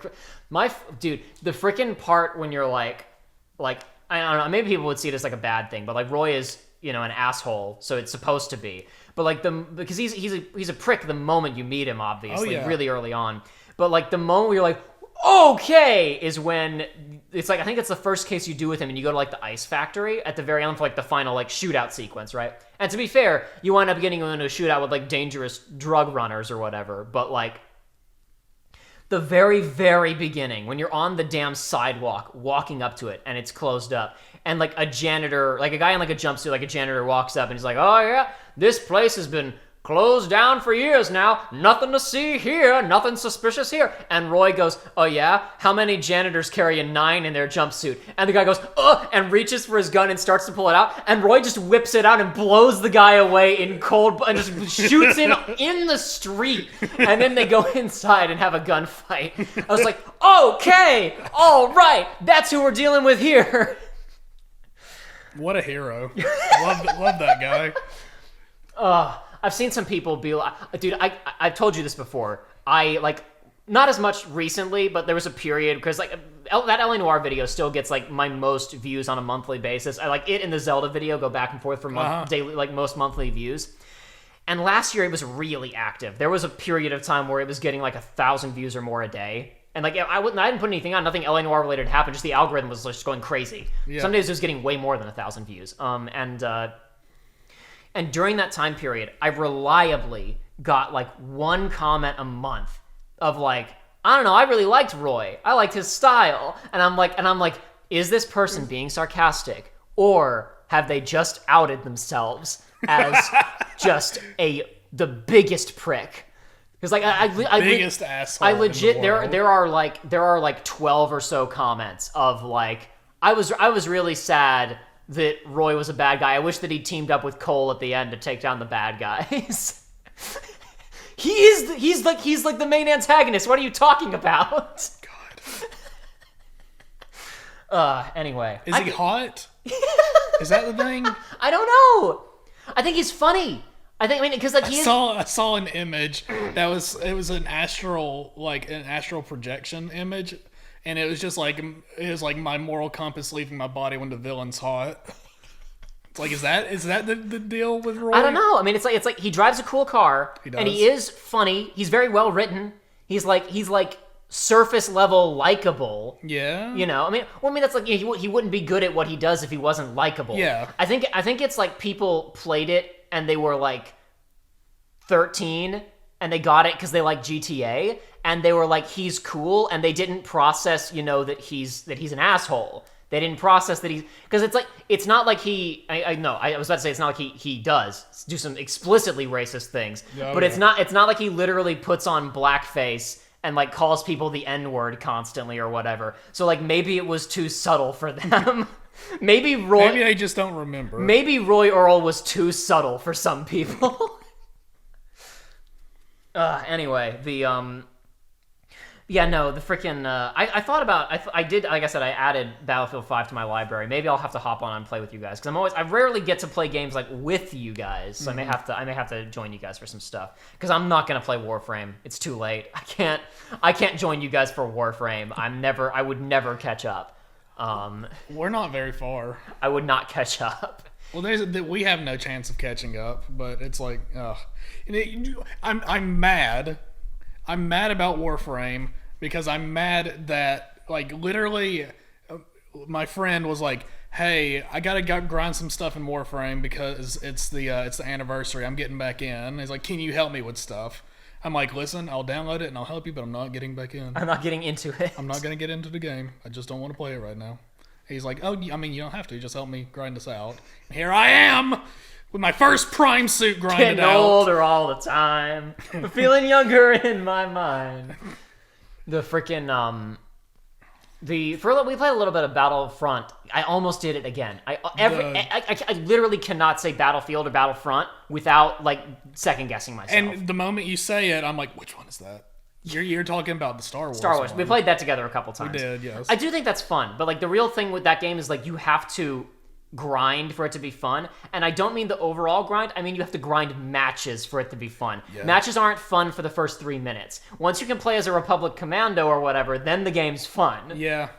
And also, like, with Battlefield, oh man, can I just say, oh, thank the heavens that developers got out of the early 2000s of, okay, well, Americans use American weapons, the Germans use German weapons. I'm glad that's gone, because I'm sorry, it's not equal. Yeah. Call of Duty... Game balance can get completely screwed up by that sort of thing. I remember Call of Duty 3 just... Because that was also in the early days where you could just swap teams. You could do that in Battlefield Bad Company 2 as well, where you're just like, I don't want to be on this team anymore. But there was restrictions. It's like if it was too imbalanced, it wouldn't let you do it. But that's not how it was in Call of Duty 3. Call of Duty 3, you join a match and it would be like 8 Americans versus 3 Germans. And it's like, yeah, American weapons are just better in that game. But no, that's the thing is like in Battlefront, that's the Star Wars one. Yes, Battlefront, you like the basic classes don't really suffer from that. It's just visually. Yeah. But the special units absolutely suffer from that. Not that there are not too many that are explicitly bad, but it's like some that are like very specialized. Like you have to learn them, and it's like this isn't really an easy game to like because you have to grind to get the points to play as the characters, and then you have to do well enough to live long enough to learn to play them. Yep. So it's like I don't know how to play the Jetpack Trooper because I always get my. To be fair, I never really played the Jetpack Trooper, but I mean more like the. Like all of the Rebel Alliance special units. Like some people say, oh, the Resistance units suck, but I think that's just because they're trying to be like sequel mad. I don't like the Rebel Alliance special units. The Wookiee, I don't understand how to play it. I was okay with the Wookiee at the beginning, but I really like a lot of the other. Those are called Enforcers. I really like a lot of the other Enforcers better. Mm-hmm. That being said, like the droid Enforcer, I hate it. That era, I don't like it. But okay, you mean the super battle droid? You don't care for that? I don't like the super battle droid. On the contrary, the clone commando is incredible. It is my favorite thing to play. It is the best character in that whole game. It is so good. That vehicle grenade launcher, it just shits on kids. But have you shot a vehicle with it? Yeah, I shot a vehicle with it. With a full clip, you can kill, I think, any vehicle in the game. It's usually insane how good that class I often don't because I like to use it to like for when heroes come after me. I like to have it like if a General Grievous comes scuttling towards me, I like to give him a little surprise. I like to give him a little kiss on the cheek, 3 grenades to the face. They usually don't like that very much. It's only happened really once, but I 1v1 killed from full health a Count Dooku. And I was baffled that I was able to do it, but it was incredible. Heroes get really overconfident, and if you're good with the clone commando, like I got for a while, you can like as they're approaching, grenade launcher damage. Maybe they'll block it, but if they're doing a General Grievous scuttle or they're sprinting, maybe they won't. Yep. But the real thing is to do that. They'll get close to you to try and lightsaber you, and then you shockwave them over and either put all 3 grenades into them or just put a clip into them while they're down on the ground, and you can do like half their health. Yep. Real fast, and they don't know what to deal with. They don't know how to do that. No, oftentimes just run away. Because it's just some guy with a gun. He shouldn't be able to hurt me this much. But yeah, it's like that class is incredible. But it's like if I'm playing on a map and if I'm playing with like what are the eras called? That's prequel, original, and sequel. Okay, original and sequel era. Both of those, the bad guys can have ATST. Which one is what's the 2-legged? ST is the 2-legged. Yeah. Okay, ATSTs. I love that thing more than anything that the alliances can have. It's like there's no equivalent. There are some maps for the resistance teams for the sequel era. There are some maps where they can get like salvaged ATSTs. Yeah, you are correct. And those maps they suck for ATSTs. It's like the desert map. Yeah, well, you just know where to use it. Exactly, but it's like most Isley map has it where you can use it, and then there's 1 or 2 other maps that have it. And it's like, if I am a bad guy, I'm super stoked. If I'm not, the entire match, I'm just like, I wish I was on the other team. Yeah, same. Absolutely. I wish I was on the other team. Oh, but you can get in this 200 cost little baby walker where your back is exposed and you do piss damage. My mindset with Battlefront 2 is if I'm playing as clones, stormtroopers, or other stormtroopers, I am trying to get to a good unit. If I play as droids, I'm usually trying to get to a good unit. If I'm playing as Rebel Alliance or Resistance, I am literally like, this is a match for grinding out upgrades on standard weapons for the standard kit. Yep. It is not, because I won't use the cards on a special unit. There have been matches where I'll end up having just 12,000 points because it's like, well, I don't want to spend it on anybody and I can't get a hero. Yeah, points, not cards. But yeah, agreed. Yeah, if I can't get a hero, then like I don't want to play as Jetpack or Ewok or whatever. BB-8 and Evil BB-8. BB-8 and BB-8 Alter, those are my two favorite heroes in the game. Yeah, you've expressed that because no one knows how to deal with them. And you just get to ride around and clip people's ankles and kill them. It's great. But if you go up against another hero, you're porked. Like, you can't defend yourself. I should check out 5 sometime. But recently I took a trip for a little while, and I was like, okay, well, what should I put onto my Nintendo Switch to spend time with? And it's like, I was like, okay, should I go back to Bug Fables? Because I started that and never finished it. And I really need to, because I liked it a lot, and I need to finish it. Didn't know that was on Switch. Cool. Yeah, they put that on Switch, I want to say like 4 or 5 months after the PC release. I think it's on PS4 and Xbox now, actually. I think it had a physical release recently. I don't have an excuse for not playing that. They put out a collector's edition for that game recently that has a papercraft like art diorama that you can make that is one of the Yu-Gi-Oh battles, because the game has a card duel thing, and there's a little crowd of bugs watching, and the last guy you watch, I haven't gotten this far. My brother played more of it than I did. I don't think he finished it, but he got really far. He told me like one of the last guys you fight in the card minigame arc, which is like its own whole thing, is like this is my grandpa's deck. This has been designed for generations to be the best deck. I was trying like, well, what am I going to slap on this? I almost just continued with Wargroove, which I haven't touched for a while. But I was like, you know what? I really want to go back and finish Transistor, which I never finished back in the day. And screw it, I'll get Hades as well. Ooh.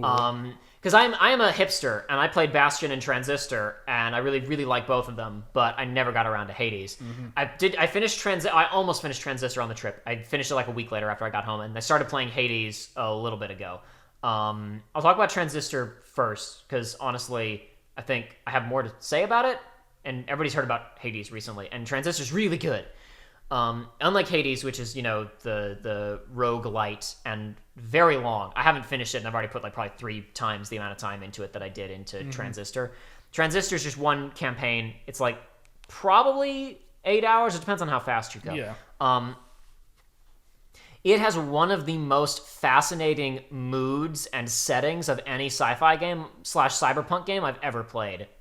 It is the type of setting where I am uncertain if it takes place inside of a computer or in a future that is so technologically advanced that the difference is negligible. It's really interesting. Because it could be like a Tron-esque setting, but you can't tell. Okay. There's bits where it borders on like, is this just a really, really sophisticated future? Because it never says explicitly exactly what's going on. And I thought like, is it going to be revealed later on? And it just isn't. Like, I'm still thinking about the setting. It's so cool. But one other thing, this is one of the only times I've ever thought this about a game. This is a game that I would never recommend turning on subtitles, which part of why I could never LP it. There's only a couple of characters in the game who are actually voiced. The main character, Red, loses her voice right at the beginning of the game. She doesn't really speak pretty much at all. You hear her sing because she's a singer, and you hear like tracks that she performed before she lost her voice. But all she does during the main game is hum, which is a really great feature because you can hold down L1 at any time in the game, and as long as there aren't enemies around. And she will stop, and a spotlight will come down on her, and she will hum along with whatever the current soundtrack piece is. And it's like almost every single piece of music in the game has a humming variant where she will hum along with it. This is also important because in combat, when you enter the turn state, you hear humming in the background, but I'll get back to that in a second. Anyway, I don't want to talk about it too much because it's a really fun game to just kind of discover. It has one of the hardest opening images I've ever seen, which is when you boot the game up, after the load screen, there's no menu. You just start, and it drops you on an image. It's a still image. Most of the cutscenes in the game are like still images or sliding images. Yeah. But it's just like with lighting effects and like some particle effects, right? And it is a woman, Red, standing over a dead body with a sword sticking out of him. And that image stays there as long as you like until you hit a button. And then the sword starts speaking. It doesn't have a mouth. It just glows whenever it speaks. And it just says, "Hey, Red, we're not going to get away with this one, are we?" And then you pull the sword out of the body, and that's how the game starts. That's nuts. So basically the only thing in the game the only time anyone in the game talks is the sword. And the sword is just red as she kind of drags it around. It's like Buster Sword sized, but she doesn't cloud strife it. She like drags it on the ground and it leaves like a trail of sparks wherever you go. But the sword talks and it just flashes green whenever it's like kind of like waveforms whenever it's vocalizing. And it's similar to Bastion, where in Bastion, I don't know if you ever watched or played any of Bastion back in the day. I don't think so. Bastion had a narrator who narrates everything that you're doing in the past tense. Like talking about, then the kid did this. If you, in that game, there's tons of, one thing that both those games are famous for, and Hades has it too, is the ludicrous amount of recorded dialogue. So they always have something to say no matter what you're doing, or like they know the player's probably going to do this, and they put it in there, and then you're stunned when they thought that you would do it. Wow. But like I remember when I was playing Bastion, there's at one point I was just testing out a weapon that I'd gotten, and I started like punching pots in the area, right? And the narrator after a few seconds went, "Kid just raged for a while." But in that game, the narrator's talking entirely in the past tense, and he's like relating the story of the game, right? He's narrating it. In this game, the sword it was unnamed, is talking to Red, and Red can't talk back. Right. And he's responding to stuff that's happening around him. And he's very, like, I don't know, I shouldn't say chilled out and cool, because it's not like, hey, man, be laid back about this horrible situation that you're in. But he's very just, like, his voice is very, like, flat. The mix is kind of harsh, and he's kind of harsh, but it's, like, it's really hard to explain. You have to hear it. And, like, the reason I say you should never play it with subtitles is because having your eye be drawn more to the flashing of the sword and the really clear mix of what he's saying, where the audio ducks very comfortably so you can always hear what he's saying. And I realized, normally I turn on subtitles immediately if they're not on. Yep. I was 4 hours into the game and I realized, does this game have subtitles? And I went into the menu and found, and there were subtitles, and I turned them on, and I saw one line of dialogue. I didn't even like let the whole line of dialogue play out. I just went, oh, that's what they look like. Okay. And then I turned them off. Because all of the text in the game is diegetic. It's in universe. When you walk up to something and it displays what it is, there's a little line comes up and the text displays. And again, because it's like, is this like a super technologically advanced society, or is it in a computer? Almost everything you see, except I guess some menu elements, like the main menu, is like could be represented in universe. Even like your combat menu is framed as it's a little bit, you may not notice it, it's kind of blink and you miss it, but it's framed as if it's something you're doing in universe. Okay. And having the subtitles come up is like the only break from this extremely immersive experience. And the mix is so clean, and having to pay attention to what he's saying is really valuable. Also, I imagine the subtitles would be janky because... Have you ever seen even gameplay of Transistor? I am imagining a little bit of it right now. It's one of those things where I saw some gameplay, but I didn't quite get it. I could tell it was turn-based, and I could tell it was very directional-based. Okay, so it's not turn-based. It's weird. Okay, it's funky. All right. No, it has a function called turn, but it's not actually turn-based. Okay. The way that it works is it's real-time and isometric, and you have 4 moves at any given time. Well, I initially only start with 1, but you get more. And you unlock more moves as it goes on. You have to kind of build your kit. Basically, throughout the entire game, you collect abilities that are either A, moves, B, modifiers to your character, or C, modifiers to your moves. So, for example, you get a move called Jaunt that's basically a dash. It's just you quick dash somewhere else, right? Okay. If you have that equipped to one of your 4 slots, then one of your face buttons becomes a dash. However, you can equip, let's say, the explosive ability as a modifier to that dash. And then when you dash somewhere, there'll be an explosion at the point that you hit, right? Okay. Or you can take that dash ability and attach it as a modifier to one of your other moves. And then that move has a shorter cooldown time, or the wind-up animation is like non-existent. Okay. And it'll depending on the attack, right? So you are functioning in real time, and you can use any of these 4 moves that you like, and as you get more of them, you're going to modify these moves to go from, okay, there's a move where I slam my sword, or there's a move where I shoot an explosive shot, and you're going to modify that to have a chain effect, to have increased AoE, to cripple enemies with other abilities that are also themselves attacks. Okay.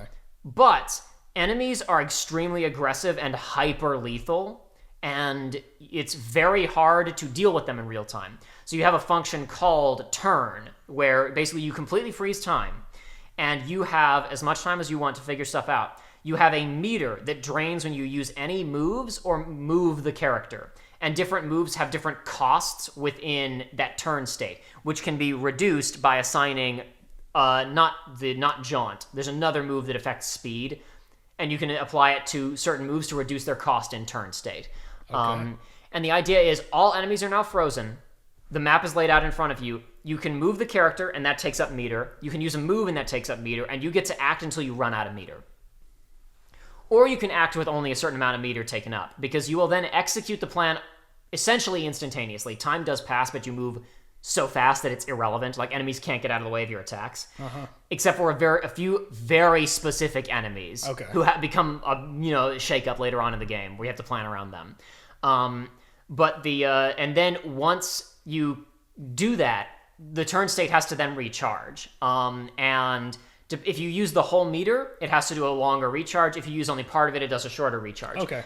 The danger state is once you perform turn, all of your moves are overloaded until the turn state recharges. So you have a few seconds where you're basically playing a bullet hell game, but it is not a fair bullet hell game because there are enemies who will get right on top of you and just... There's literally an enemy that attacks like it's a big jackhammer, and it is the speed. It is your speed. So if it catches up to you, you're just gonna eat it. Yeah. There are enemies who have attacks that you cannot outrun. There are a lot of enemies that you can, but there are some enemies you just can't get away from. So you also have to consider in turn your positioning when you get out of it, because you have a couple of seconds of more or less total vulnerability, unless you take one of your really good offensive moves and slap it as a support on one of your moves and make it available during turn recharge state. So you can, later on in the game, give yourself one move that you have during your vulnerability state. This then, some people really hate this because there's a cascading effect of doing bad. And some people think it's really bad balancing because once you get hurt, the game only gets harder. I love it because I have never played a more panic-inducing, I'm almost dead game. Yes. When you reach 0 health, you recharge back to 100 health, and you lose one of your 4 moves. Ooh. And any of the supporting abilities that are assigned to it. And you cannot respec in the middle of a fight. And it's semi-random which move you lose. So if you have 2 support moves and 2 primary offensive moves, and you die twice and you lose those 2 primary offensive moves, you gotta get really creative with those support moves to win. But the game knows that, and usually it will get rid of the debuff moves like second or third and not last. It likes to it seems semi-random. I don't know if there's like a set thing, but it does usually tell you like it's marked. This is the next ability you'll lose if you lose all your health. Okay. And then basically, if you lose those abilities once, if you manage to get out of a combat encounter, any moves that overclocked, I believe as it's referred to as overheated or overclocked,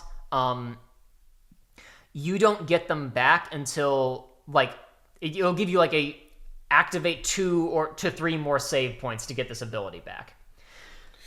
Yikes. Save points are relatively frequent. You will usually hit them within 3 encounters, sometimes more frequently depending on how tough the encounters are. But what this means is if you've got a move that you use all the time and you lose it, now you have to diversify your playstyle. Oh boy. I used almost everything. I am very much a guy who will the moves have lore attached to them. Like you have to, it's kind of like in Nier where you have to grind out with weapons and then get weapon descriptions. Yeah. The abilities that you get are all based on characters because there are barely any NPCs in the game. It's basically just you and the sword and violence. The only like characters that you meet are people who have been processed, who are being taken over by like kind of the evil force that's moving through this world, and you recover their trace data, not really them. Basically, you recover their consciousness into the sword. Gotcha. They don't talk, but you can, as you use their abilities, you unlock like bios for them, basically. And it's not just, use this move and get 5 kills with it, right? It's assign this move as a primary move, assign it as a modifier, assign it as a character support ability, right? So it's if you want to read about all the characters, you have to use every single move as all 3 of its functions at least once. Okay. And some of the modifiers, when you use moves as modifiers, again, they have different effects depending on the move that they're modifying. And as you level up, moves can have up to 2 modifiers. So by the ending of the game, you can like go, okay, I want an explosive shot that ricochets and cripples enemies. I see. And you're like, this is great, but you get into a really hard fight and you lose that ability. And it's like, oh. But the thing is that when abilities overclock, you don't. If you have an ability with 2 support abilities, you don't lose all 3. You only lose the core attack. So whatever those 2 support moves are, you still have them. Okay. But like, it's really interesting to go through a really hard fight and lose like, these are my 3 primary offensive move and my best debuff move. Now I have to get creative about what can I build. And along the way, I discovered builds that I never would have found where it's like, oh no, this kicks ass. I can absolutely decimate somebody, but I only found it because I'm missing my 5 go-tos. And like, what can I do funky with these 6 that I have left or whatever? And discovering if I combine these 3 in this weird way with this one support ability that modifies cooldown rates or damage output or whatever, you can do really insane stuff. So I don't know. Like I saw a lot of people be down on the gameplay of Transistor. I thought it was phenomenal. It's really interesting. I've never heard that. I've always heard like good things about Transistor, so I didn't know. I've heard good things about it, but I think people generally find it to be inferior to Bastion, which is strictly real time. It's honestly, Bastion plays very similarly to Hades. The only difference is that Bastion has like you pick one weapon for a run usually of a level, whereas Hades is you pick one weapon for a run and then you also collect buffs along the way. Yeah. Bastion just has like its set character and you collect different weapons as the game goes on. But the main showstopper of Transistor, other than just the raw art style and vocal performance for the sword, is the score. The musical score is phenomenal. It's so good. And it's like, I don't know, you get these things where there's a character who's a singer, a famous singer, right? And it's like, okay, now I got to hear them sing, and it's like, okay, maybe that's good, but they're not at the level of like superstar believable that they're supposed to be portrayed as. Right. The lady who performs as Red and the songs that she's given are like, no, this is a professional. This is superstar stuff. I believe that this person is a big deal in this setting. This is really good. There's only, I think, 3 or 4. I think there's 3 vocal songs and then like the end credits theme, and that's it. The other 3 get play earlier in the game at bits, and some of them have instrumentals for fights and stuff. But yeah, I'm pretty sure there's a 4th one, but it only is in the end credits, and I think it's just those 4. Recently everybody's been really big into Hades, and I've been on my big hipster soapbox because I'm like, even though I did not finish Transistor until recently, I love Bastion and I loved what I played of Transistor back in the day. I don't even remember why I stopped. I think I just I got busy with other stuff, and then I was like, if I'm going to go back to it, I don't want to restart it, and then I just never got around to it. But if you are out there and you've been playing Hades, I beg you to go back and play Bastion and Transistor. They're super cheap now. I got Transistor. I didn't rebuy Bastion. I want to say that on the eShop it was like $3, which is a steal. If you're like me and have had PlayStation 4 Plus for a while and just downloaded all the free games, pretty sure it was free at one point. I'm pretty sure I have it in my library. And then I want to say I got Transistor for like $5 or something like that, which is... I meant Transistor, not Bastion. Oh, gotcha. Okay. Transistor was well worth it. I've now purchased it twice, and I do not care. I've also purchased both versions of the soundtrack. I bought those back in the day when I first played it, because there's one soundtrack that's the core soundtrack, and then there's the hummed soundtrack. Ah, okay. There's one soundtrack that's every track with the humming, and then a couple of like bonuses and miscellaneous things, and I have both because it's really good. But the mood of, how do I put this? I guess this is kind of a spoiler, but it's like the first 5 minutes. The guy who's dead on the ground, Red didn't kill him. The sword was used to kill him, and the guy on the ground is Red's lover. And so the guy in the sword is her love interest, right? Her boyfriend. And so though she doesn't get to talk, there's this very clear affection between them, and something that's really, and like, I found myself humming a lot, not just to hear her humming, but in like moments of contemplation in the game, because she stands still and she kind of holds the sword like she's hugging it, and she closes her eyes and just kind of hums for a bit. And and he doesn't usually talk when you're humming unless you like do it when he's starting to have dialogue. And it's like, I like in video games. You remember that moment in The Last of Us where you see the giraffes at the very end, And it's like, you can, if you are a spoil sport, turn around and pull Ellie away from that the second the cutscene is over, or you can hang out there as long as you like and watch them walk off into the distance, right? Mm-hmm. And it's like those moments in games where you get to pick exactly how long you / the character are going to linger on this moment. I love Transistor has a linger and contemplate button. It's so, I love that. It's so good. I love that there is button real estate on the controller for contemplate. It's really good.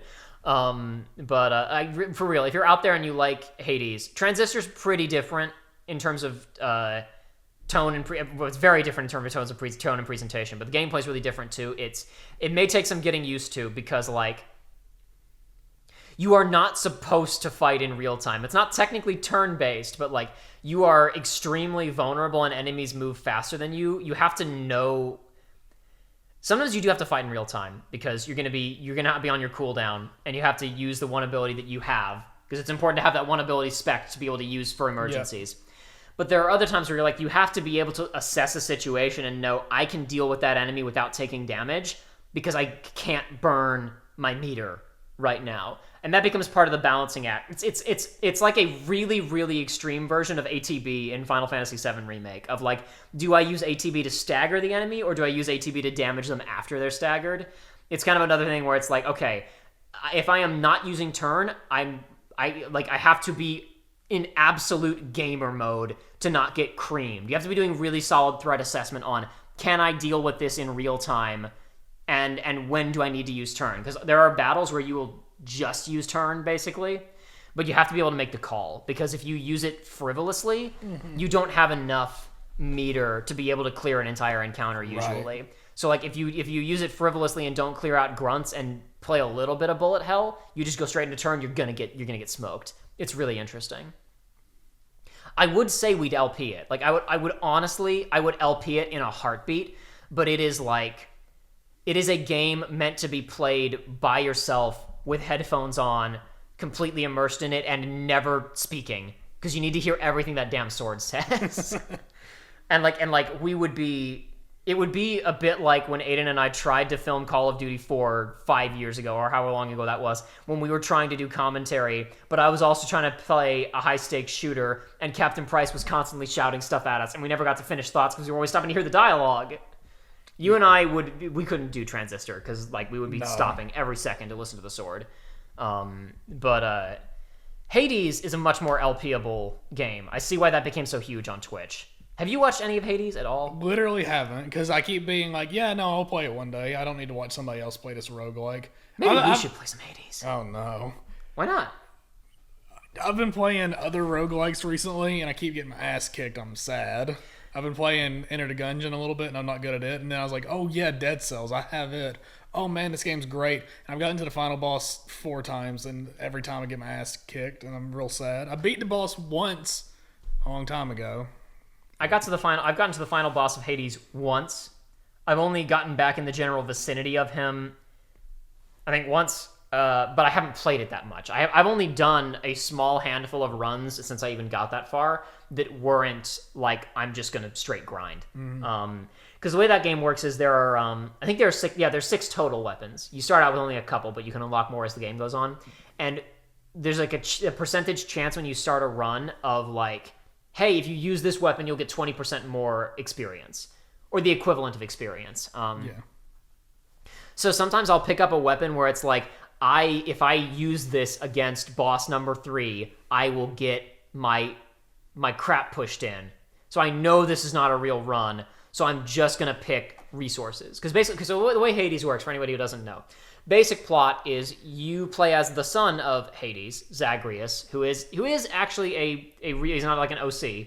He is a figure from Greek mythology, though he's one of the less written about, and there are different accounts of, some place him as the son of Hades, others place him other places in the Greek pantheon.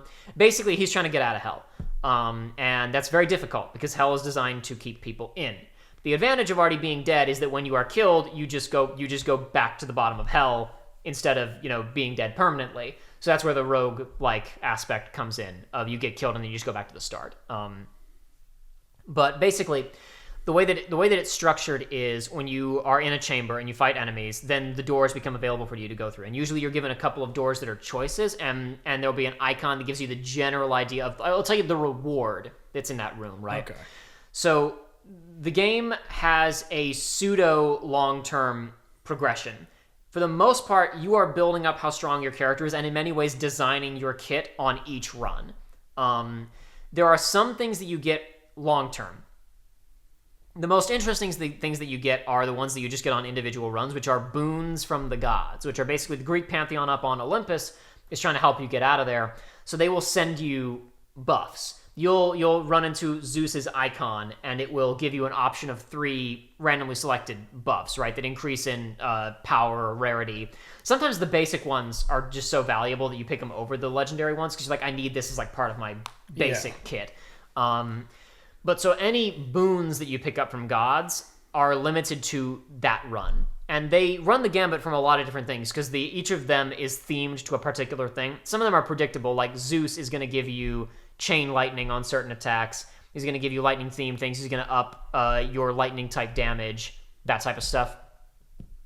Zeus is a character, as his boons, you really have to stack. Like, you really, like, getting one from him is not that great. You need to do, like, a Zeus build to do really good with Zeus. Or you need to get his chain lightning and then get something that impacts the impact of your basic, like, get something that causes a status effect. If you can get chain lightning and then a status effect applied to that chain lightning from somebody else. But anyway, so it's like, for example, Dionysus, god of feasting, right, will let you hit enemies with the drunk status effect, which is this game's equivalent of poison. Okay.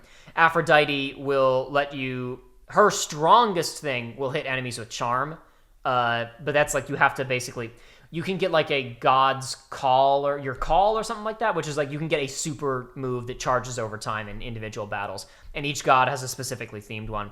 Her main thing is she can make your status effects have weak, which just reduces the enemy's damage output.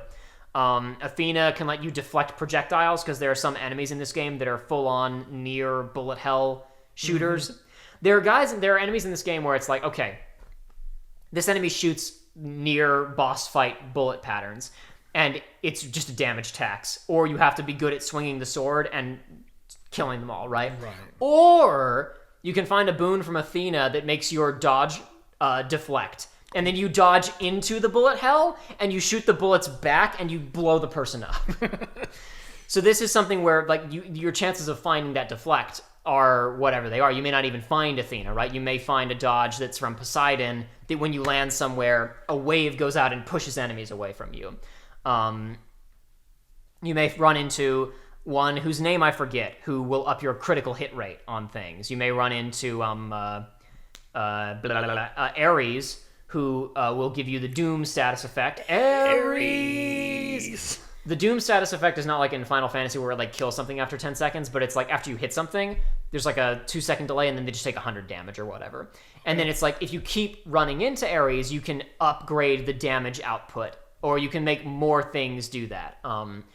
Then you also have, there's like, you can find, and it's like, the things, basically the general things you find on a run are boons from the gods. Then there's money. You lose all money at the ending of a run. You can only spend it in stores along the way. That's pretty standard roguelike stuff. You can also get money from defeating enemies, but not a lot of it. You can get darkness, which is basically your experience. You don't get it from defeating enemies. You just get it from room clears that provide darkness. And after you've beaten a boss once and gotten its unique item, then they usually drop darkness or some other resource. Darkness can be spent on permanent character upgrades that last no matter what your run is. Okay, so cells. Yeah, so you can get permanent improvements to the character. So it's not just about increasing your skill. You do actually get better. Like, you basically get to the point where I think it costs like 600 experience. It's a lot, but there's one move that's like one time per escape. You can, every single thing that you can unlock for experience, you have to pick one or the other. So it's like, if one thing is, do 20% more damage in this situation, then there'll be a flip side that's like, deal 60% more damage, and you can only have one or the other, right? There's one that's once per escape, full revive if you die, right? And it's like, you can spend experience on that. Or the flip side is once per chamber, so once per encounter, revive, but to 30%. That is way more expensive. It is also, as far as I can tell, more or less crucial unless you are a pro gamer. So much so that when you get to the third phase, there is like a guy who, one of the 3 buffs he offers you is just increase the effectiveness of your revives by another 30% or whatever. It's like, it's specifically designed for like, and this is how you get through the boss and the next bit of the next world. Okay. But the first bit of the next world. So then you can also find, again, temporary, Palm of Power, which is a fruit, which it lets you upgrade the potency of one of your boons. So if you've got something that does 20% damage, buff it to 30% damage. Pretty straightforward. Yep. You got shops, where you spend that money. You got Centaur Hearts, which increase your maximum health. You get elixirs, which are basically just a trade, which do last permanently. They're a tradable commodity. You can either give them as gifts to NPCs, and then they will give you a item, which I'll get to in a second. They're called keepsakes. Or you can eventually, there's a store in like the starting area where the elixirs become one of the many resources you can spend. Then there's also gemstones, which those persist between runs. You spend those on. Sometimes you can spend them on things in the store that are of actual value, but for the most part, you're spending them on aesthetic upgrades to the base camp, like kind of the starting area. Okay.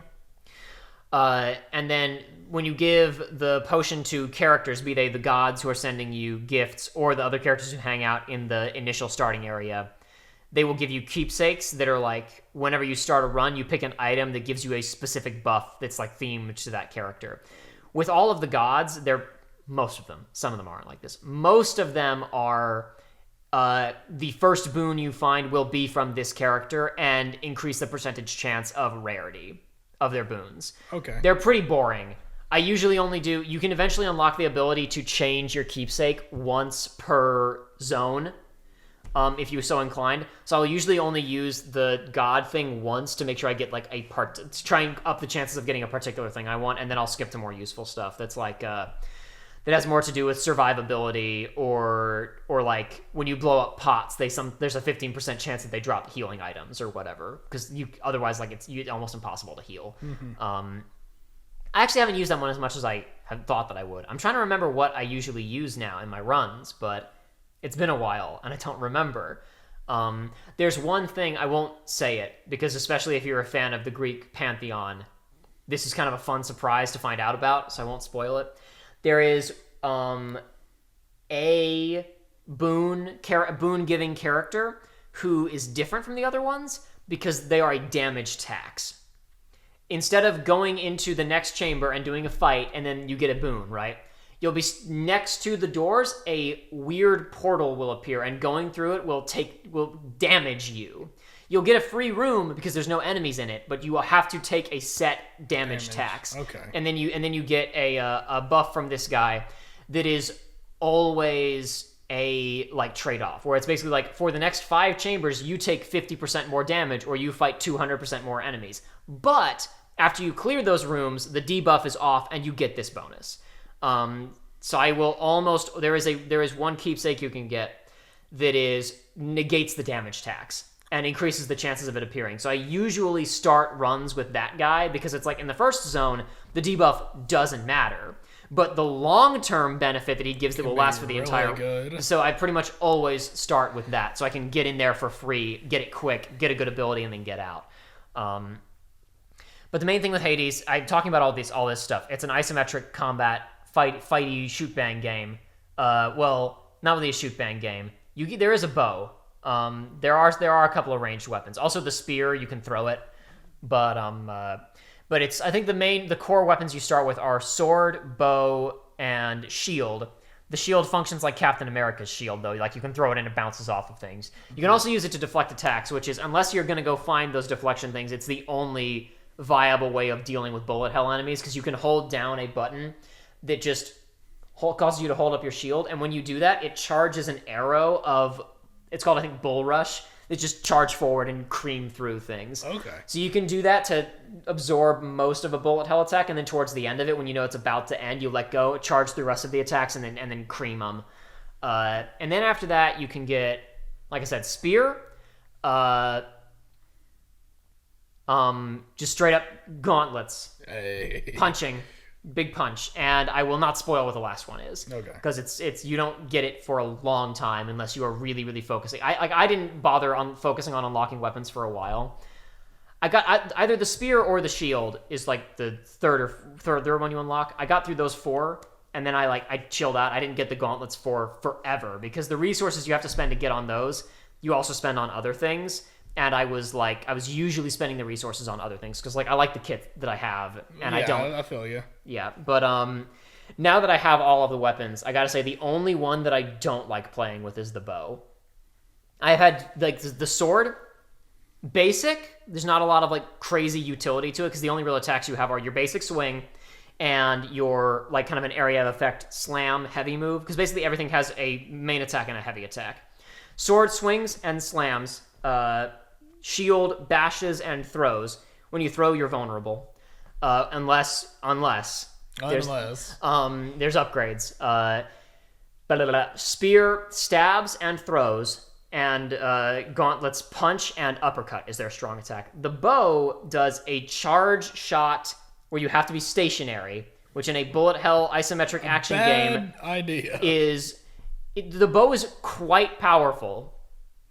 So if you are good and you're good at dodging and you're good at planning, and the charge isn't that long. In fact, there is an incentive to do it earlier because there is a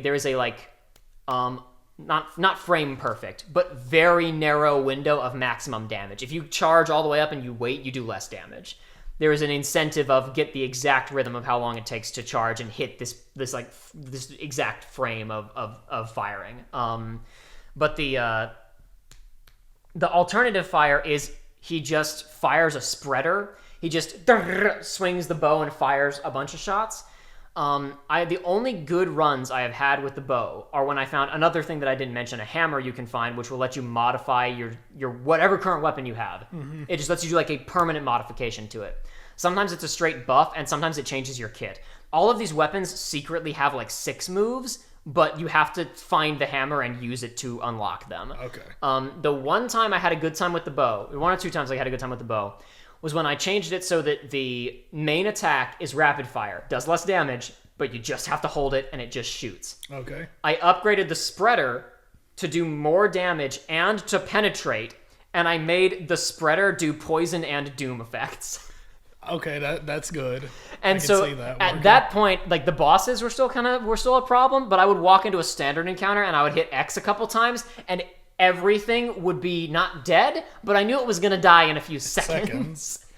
I don't think you can make... I say that. I didn't make both, because you can't apply 2 debuffs to the same move, but I made my spreader poison, and then I made the straight attack doom. Okay. So I would spreader and then shoot into the crowd, and it was the same difference. But it's really good. There's one thing that's nice, and this is pretty standard for roguelikes, but some don't have this kind of variety. Once you get to the ending of a kind of a world, if you will, there is a boss fight, as you would expect. Once you start doing it enough, they do start mixing up the boss fights. Cool. One thing that I've noticed is that the first area, the baby starter area, which has a decent enough... It's a pretty good... I beat the boss the first time that I got to it, but it has kicked my ass several times since then. Because it really depends on your kit. There's runs where you're this is now this is a resource run, not a research run. This is now a resource run, where I know I am not kitted enough to beat this boss. So instead of going through doors to get more boons and upgrades, I'm going to go through doors to get more darkness and gems, the permanent upgrade stuff, right? And I'm just going to get through as many standard rooms as I can and do my best on the boss, but I'll probably die. The bottom level world eventually adds 2 new bosses for a total of 3. Maybe there's more that I haven't got to, but I doubt it. Certainly framed it as if it's just the 3. Yeah. What's nice is that the other 2 are really, really different and also easier. Okay. They're very fun, but it's not like you get to them and it's oh great, now the first world, which is just as easy as it's been for the last 20 runs or whatever. Now I'm getting to this boss that's going to kick my ass, and I gotta learn this one now. They're fun to learn, and they're very fun fights to do, but they are... I'm fairly confident they are easier than the basic one. Okay. Because the basic one has still killed me a couple of times on later runs, whereas these 2 I think one of them killed me once, and that was it. Which is, I don't know, it's very considerate of them. Very similar to the boss in the second world, which has, I think, 3 variants, and some of the variants you get after you beat it are, like, I'm fairly confident, just way easier. Okay. I have beaten the third world a number of times now, but I don't know if there's a variant, or if I just haven't done enough to get a variant yet. It is definitely a game where I think this is the most accessible roguelike I've ever played, because it's not like an Enter the Gungeon where, like, Enter the Gungeon is kind of a roguelite too, because you unlock so many different guns that the runs can be really different. Yeah. But like, that game requires such precision, and it kicks your ass so hard. Oh man, I haven't beaten the 4th area in Gungeon yet. Whereas this is a game where I got through the first area and beat the first boss on my 3rd run. And when I say 3rd, I'm including the cold open, drop you in, you have nothing initial run. Figure it out. Yeah. So I really got to the boss and beat it on my 2nd run, and I got to the final section of the game relatively quickly. Another thing that's nice about the I think it's the final level. It certainly seems like it's the final level, but what do I know? Is that it is clearly designed as a get ready for the final boss realm of, like, you are given a lot more options of what to acquire. If you've saved up a lot of money, there's just a ton of stuff to buy. And basically you're given, instead of you're in one room and then there's 2 doors. And then you go to the next room and there's 2 doors, right? And you just go through a sequence of, 10 rooms or whatever. Here, there's 7 doors. And when you go through one of them and beat its 5 rooms, it dumps you back to the beginning, and then you pick another door. And you go through 5 rooms, and then it dumps you back to the beginning, and you pick another door. Which means you can pick exactly what you want to get. And behind one of those 7 doors, when you get to its reward, there will also be the key item needed to progress to the boss. Okay. So if you want, once you get that key item, you can go straight to the boss, or you can say, nah, I'm going to chance all those rooms with enemies that can poison me, where damage tax is a really big deal because I'm at the ending and I have very few opportunities for healing now, but I can get more boons or more upgrades or whatever else, right? So you really get to, like, judge on how much of a badass you are, and if you want to go and run through this. My big hubris hit me one time, which is appropriate because I'm playing Hades. Yeah. Where one time I had probably a boss killing kit. It was one of the best kits I've ever had, and I was like, because this is so good, I'm gonna go get more, and I did get killed by poison stuff. Unfortunately, it happens. You hate to see it happen. You hate to see it happen, but it happens. And an argument could be made that that's a sign of a good video game. Hades is something I would absolutely be willing to do on stream, either by myself or with you sometime. It's really fun. I like it quite a bit. That was a lot. I just talked about both of those games. I apologize. Those have really been the only 2 gaming romances I've had recently, other than I've been playing a lot of Uncharted 4 multiplayer. Specifically in anticipation for, this will probably come out. I don't know when this will come out. This might beat out the Uncharted 3 playthrough. I don't know. In anticipation of the Uncharted 3 playthrough we thought we would be shooting today, but that didn't happen. No. The last couple of days I've been playing Uncharted 3 to get prepped for that. And boy, oh boy, do I have a lot of footage to show you when that playthrough's over. Oh boy. I didn't even record it, like, the conventional way. I actually have it on my PS4 share file, so I think, like, in the final episode of the playthrough, we'll probably just swing by my share files and, like, look at them. Oh goody. There are some that are like, here's this funny glitch that I found. Here's this neat thing that I found that I'm not confident I'll be able to replicate during the playthrough. But I realized at one point, because I'd been playing 3, and I'd been practicing 3, and then I turned around and went back to edit 2, and I started being like, let me scrutinize some footage here. I went and did I booted up 3, and went to a level and spawned in whatever guns I wanted, and did the single fire until empty, full fire until empty, and then I went to the other game and did the same thing. My God. I've got the side-by-sides, and boy oh boy, shooting the gun in Uncharted 3 does not feel as good as shooting the gun in Uncharted 2. Can't wait to see it. It's 3 is still, like, a good game. It's not terrible, but it's like, I think I said this when we were on PlayStation chat the other day. It's like, it's the one game in the series that I did not like almost immediately replay. Like, I beat Uncharted 1 for the first time last year. In the year of our Lord 2020, I played Uncharted 1, jank-ass Drake's jankness, and I went, that was great, let me replay it on Crushing. And I played Uncharted 3 when it came out in 2011, and I went, I think that's enough for me. I played the multiplayer a lot. The multiplayer felt a little bit better. It like, some of the biggest problems with the game's shooting are not issues in 3, in the multiplayer. It's weird. It is difficult to explain. You will understand when we play it. Okay. That was 2 hours of chatting. I would say that was a mostly successful first episode. Hopefully, I would hope so. I hope people enjoyed that. I think I had a good. Joey, did you have a good time? I had a good time. It was good. Just sitting here, just shooting the poop. Yeah, I'm not gonna say the bad word because I've said 3 bad words. We've said a lot of bad words. I don't think I'm gonna bother censoring it because I don't want to go back through 2 hours of this to find the 2 times that you said a bad word. Oh my god. I think with some of these, if I have the footage, I'll put footage over it. And with some of these, we may even like have a camera on. I don't think that's the thing. This show has no format. It's formless. Much like Uden from Bloodborne, it is formless. This will be a very fluid, viscous show. We will do very different stuff in every episode, I think. Sometimes we'll be on camera. With this episode, I think I'm probably just going to have a still image on screen. I don't know what it's going to be. Maybe I'm going to have to talk to one of my artist friends. It's good. It screenshot the hand. Like the green text in the photo that comes alongside it and just have that on or just screen. A picture of a human hand in general. The master hand from Smash Brothers. The whole video should just be the screenshot.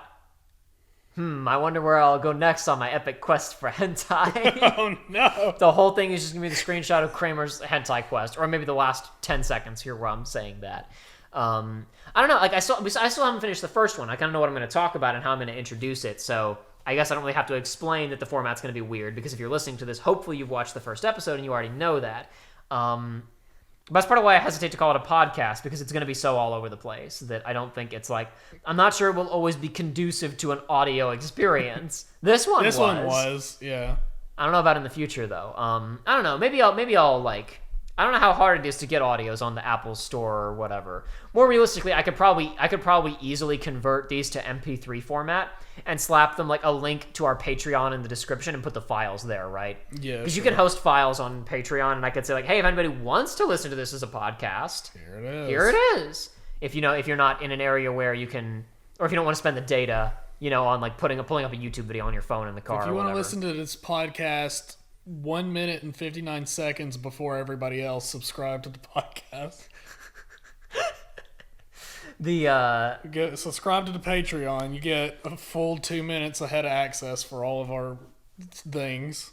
I guess I could do early access if we start doing this regularly. We could do like a day early access to these for Patreon supporters or whatever. Maybe I don't know if that's a good idea, but I don't know. It could be. I don't know. It depends on how good our ideas are. It really depends on how good of an idea it is, doesn't it? Mm. How good of an idea it is really depends on if it's a good idea or not. Mm.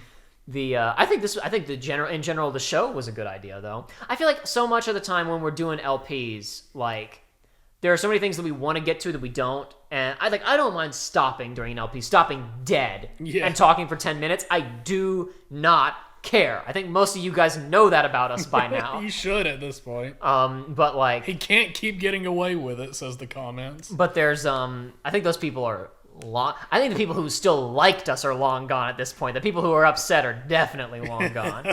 Who are like, you guys keep pausing during the cutscenes in Kingdom Hearts 2. I don't know. Like I've talked about this before, but it's like people have complained that like the Kingdom Hearts 2, and I have problems with how we handled the Kingdom Hearts 2 LP. Let's be very clear. But like people have complained that is not necessarily a good first experience with the game because it is so like putting the game's problems under a microscope. And I don't disagree that in some ways I tainted the experience a bit for like Joey and Aiden or whatever. There's other playthroughs on the internet. This one isn't designed to be your first experience with it necessarily. I mean, there are lots of people who it was their first experience with KH, and I'm glad they had a good time. I didn't see people who were new to the series complaining as much as I did people who were like loyalists who were like, this is really kind of a bummer, Jacob. You're kind of picking it apart like this. Though I certainly understand someone who's there for the first time, us like completely ruining the pacing of cutscenes in 2. But it's like, again, like that game has I wouldn't say the worst pacing in the series because it doesn't. It has decent pacing, but like in terms of what we were doing, almost every room in the game has a cutscene. So it's like if I want to talk about a cutscene for 5 minutes, dagnabbit, what other chance are you gonna get? Yeah, and even with notes in that game, it was like if a character says a line of dialogue, I don't want us to watch a 5-minute cutscene and then get out and be like, okay, now let me back up to the first 1 minute and have a discussion about that one thing that they said. Then we'll skip forward 2 minutes and I'll talk about that bit. It's like I'm really expecting a level of... I know like some people say that's ridiculous, it just happened, but it's like it's so much easier when it's right there and it just happened to have those discussions. It doesn't require as much... I guess I shouldn't say literacy, because it'd really be more like, people would say short-term memory is really the problem, but no, it is literacy of like your comprehension of everything that was going on in the scene, right? It's much easier to break it down procedurally. We didn't have to do that as much in like Birth by Sleep, and even in Kingdom Hearts, I guess, well, not the opportunity, in Dream Drop Distance, because things were spaced out a bit more and it's easier. But I don't know, like point is, we have not necessarily this intense. We have conversations like this a lot anyway. And I thought, why not turn on? So often when we're doing LPs, we say funny stuff in between recordings, and I'm like, man, I wish I had that on mic. I wish I hadn't cut the mic for that. Some of it would not be publishable anyway. It would just be for me. It would just be for posterity, for you and I to listen to later. So in order to prevent any of that from happening anymore, we are going to be wearing mics throughout our daily lives. That's correct. Yes. 24/7. Even while we're sleeping. We're going to be wearing, people are going to be insisting that we release the body cam footage. There will be court cases. There will be, why only release the body cam footage of the Remind playthrough? There's going to be a body cam, like, showing our view in front of us, and we're also going to have selfie sticks. No, Joey. No. We'll just put a mirror right in front of, like, right below the TV. Okay. We'll both be wearing body cams, and there'll be a mirror right there. What happens when we have to go to the bathroom? I propose we have like a selfie stick, but for a mirror that is in front of us. So it's like okay. Imagine this. Okay, it's a belt. All right. It is a belt, and at the center of the waist of the belt, where the belt buckle would be, you have like a rod going forward. Mm-hmm. Now this sounds perverse, but let me explain. Well, no, there on are top of the rod. I appreciate the joke. Then have there are camera rigs that are designed for like I'm going to wear this and it's going to point at my face. Like those exist. We could get those, I guess. No. I'm not talking about that. I'm talking instead of having the camera there, you have the mirror there, and you have the body cam mirror. Oh, pointed at you. Okay. So you're always walking around with a body cam and a mirror. I like that better too because the camera mount, it would be hard to do an LP with a camera right in your face, whereas the mirror would be down below and tilted up slightly for the body cam. Exactly. This is good. I like that. Good. This is a good plan. I like it a lot. I think we should get on that immediately. One of us needs to learn how to weld and build things.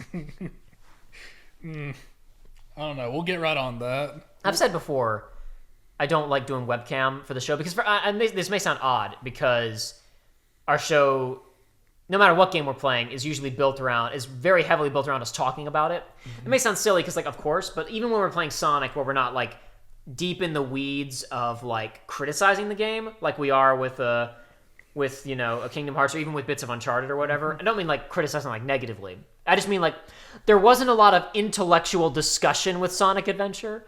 But for me, even then, like, I think about a comparable thing about, like, the Game Grumps or whatever, right? Where, like, a fraction of their commentary will be about the game because you're really watching it for the hosts, right? Yeah, and like, webcams are a lot more the thing is, it's like, I don't really watch a lot of people that do webcams just because you don't really need it. But the webcam, for me, I've always imagined the appeal is mostly for the reaction. Because it's like you get the audible reaction, but then you get the whoa and you have the thumbnail, you have the red circle around them. Yeah, precisely. And I'm not making fun of people using webcams. I'm just saying it's like it feels like most of it is just like, let me go back and like see what their webcam reaction was to this thing happening. Yeah, precisely. But it's like but I don't see it adding very much either. The reason I was talking about the other stuff and relating it to webcam is like I feel like not always, but a lot of LPers, the format is very much like it's about the host at this point, because like it really evolved from obviously guides on how to play videos and people were just talking and try to explain stuff, and then it became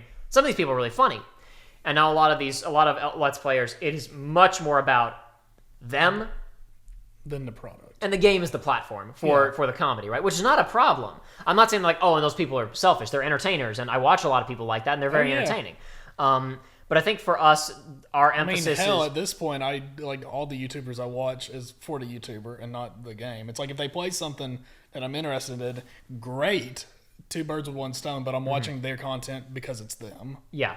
And like with us, with our show, I think, I don't know, maybe I sound off in the comments, folks. Smash that like button, ring the bell, all that Boost sort of our stuff. ego now. But no, I guess I would be curious to see where people fall on what their engagement is. But I see a lot of people say that they like, I've seen several people comment that we're some of the only LPers that they like. And I don't know if this is the reason, but, and I don't say that to toot our own horns. It's because I found that interesting because in my own head, the entire approach to the whole show for me was always that we are showcasing the game in question, that the game is the primary subject more so than us, even when we are telling anecdotes and we're having fun and we are the hosts. For me, the production is about it.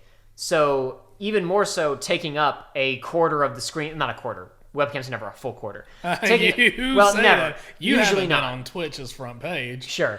But well, to be fair, when it's taking up a quarter of the screen, usually the game is like made smaller. So like, and then there's also just like chat there, right? It's not always like cropping over the image. Yeah. But the point is, like, to me, putting webcam footage into our videos and having that take up, let's say, a fifth, you know, in the corner of the screen, that to me is antithetical to what I want to do, because I want the audience to be able to see more of the game, which is why even when I'm doing streams, I tend to turn off my webcam unless I'm standing still and talking about something. Yeah.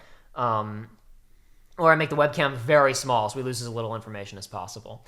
Because and that's also why I think pretty much all of the games that we play are things that we're like really interested in, or we think we have a decent amount to say about. I mean, let's think about the number of blind playthroughs we've done where both of us were blind. It's basically Deltarune, Kingdom Hearts 3. I played Spider-Man blind on stream. That was a blind playthrough. I am partially blind on 9 because I know the whole plot, but we definitely got to a point where I was playing farther than I'd played it before. I don't know. I guess there were bits of Final Mix Kingdom Hearts 1 that I hadn't played before because I didn't do a pre-play. I only played it on the PS2 before our playthrough. Yeah, but I mean, that's barely applicable, too, because you played the game. It's just you didn't see all the new bonus content. I'm trying to think if there's anything else, but I really think that's about it. I guess I'm streaming Gravity Rush, fresh. But I think that's really about it. I think we don't usually pick stuff that's like, oh, this could be fun, or like, oh, we're excited for this. It's usually stuff that one or both of us has stuff to say about. Usually prioritized towards me. I'm usually the party who's more familiar, and you're the blind party, though that may change in the future. Who knows? I wonder if you feel like we're prioritizing like my picks, or if the audience feels like that. Because I feel like I ask you. That's the thing, is that's not the case. Well, I mean, I guess technically that's the case, but the reason that's the case is because you say, "Hey, what do you want to play?" And I say, "I don't know. You figure it out." And you run some stuff by me, and I'm like, "Yeah, those are cool sounding. Why not?" Yeah. It's like it's really about it. It's like. I mean, because we've talked about our interest in games, and a lot of times it lines up, but a lot of times you know more about more interesting stuff than I know about that you don't know about, I guess is what I'm getting at. Is it's like there's not a ton of games that I have played and have a lot of interest in. Every now and then you brush upon some kind of arcane knowledge that I don't know anything about. When you explained like Toho to me as a concept a year or so ago, probably a year or two at this point ago, I was like, I've never played a Toho game, but you knew I didn't know what it was. I'd barely even heard it mentioned before. I knew that the names were. I'd read a list of the names, and that was literally all the information that I had. Do you know what a Fumo is? No. It's a little plush, and they're expensive as hell. And I was like, these things are goofy. And my friend was like, not happy birthday. It was for Christmas. He's like, here you go. And I'm like, this thing is like 8 inches tall and is like $70. And he's like, yeah, Merry Christmas. So now I have one. I have a Summer Cerno, or Cherno, if you're speaking in Japanese. Sometimes I'm glad that I'm not like more intimately ingrained in your friend group, that I'm just kind of tangentially involved, because I feel like all you guys do is spend shit tons of money to like meme each other. And it's like, I don't need to be a part of that. I would feel so guilty if someone did that. Spent money on me as like a joke. I feel bad when people spend money on me for things that aren't jokes. I was looking, I was like, I know I have an image of not mine, but somebody's. This is not an image that can go on screen, but it's the blue one. I have that. It's $70. Yeah. Is it an import, I guess? Yeah. Okay. There are some that are like 2,000 because they're like this big. Ugh. The main thing that like that you're really into that I'm not, like the one where like I could imagine like Joey is the primo expert and I'm the rookie. Oh god. Would be Bloodborne. Maybe. Because like I don't know. I don't know how well that would work for LP. I think about that constantly though, about doing an LP for Bloodborne, because it's like, of the Soulses, that's the one that I think would probably make the best show. But like, it's between everything else we're working on. It's like, when would the time go, and would that work, and would any of our dwindling audience care for Bloodborne? Yeah. I don't know. Maybe that would be the smash hit, and we would bring in the audience, dude. We would be the new hit Souls streamers. Dude, yeah, I got a hit idea for the Souls game. Okay. You're a guy who's not played a Souls game, right? And now you're playing a Souls game. Yep. And it's like, whoa, look how bad he sucks. Nobody's thought of this. I think this would be a very novel concept that would. Joe, you say this as if you're like, it wouldn't matter, and then I will turn around and say to you, Fortnite? Saturated markets. My mother keeps asking me, like, so is there anything different? Is there a game you could play that nobody's playing? And I'm like, you don't every game has the obscurest of obscure has 50 playthroughs minimum on YouTube, and someone's probably streaming it on Twitch right now. Okay, you say that, but we could corner the market of being the third person to do an over the hedge for the DS speedrun. Could do.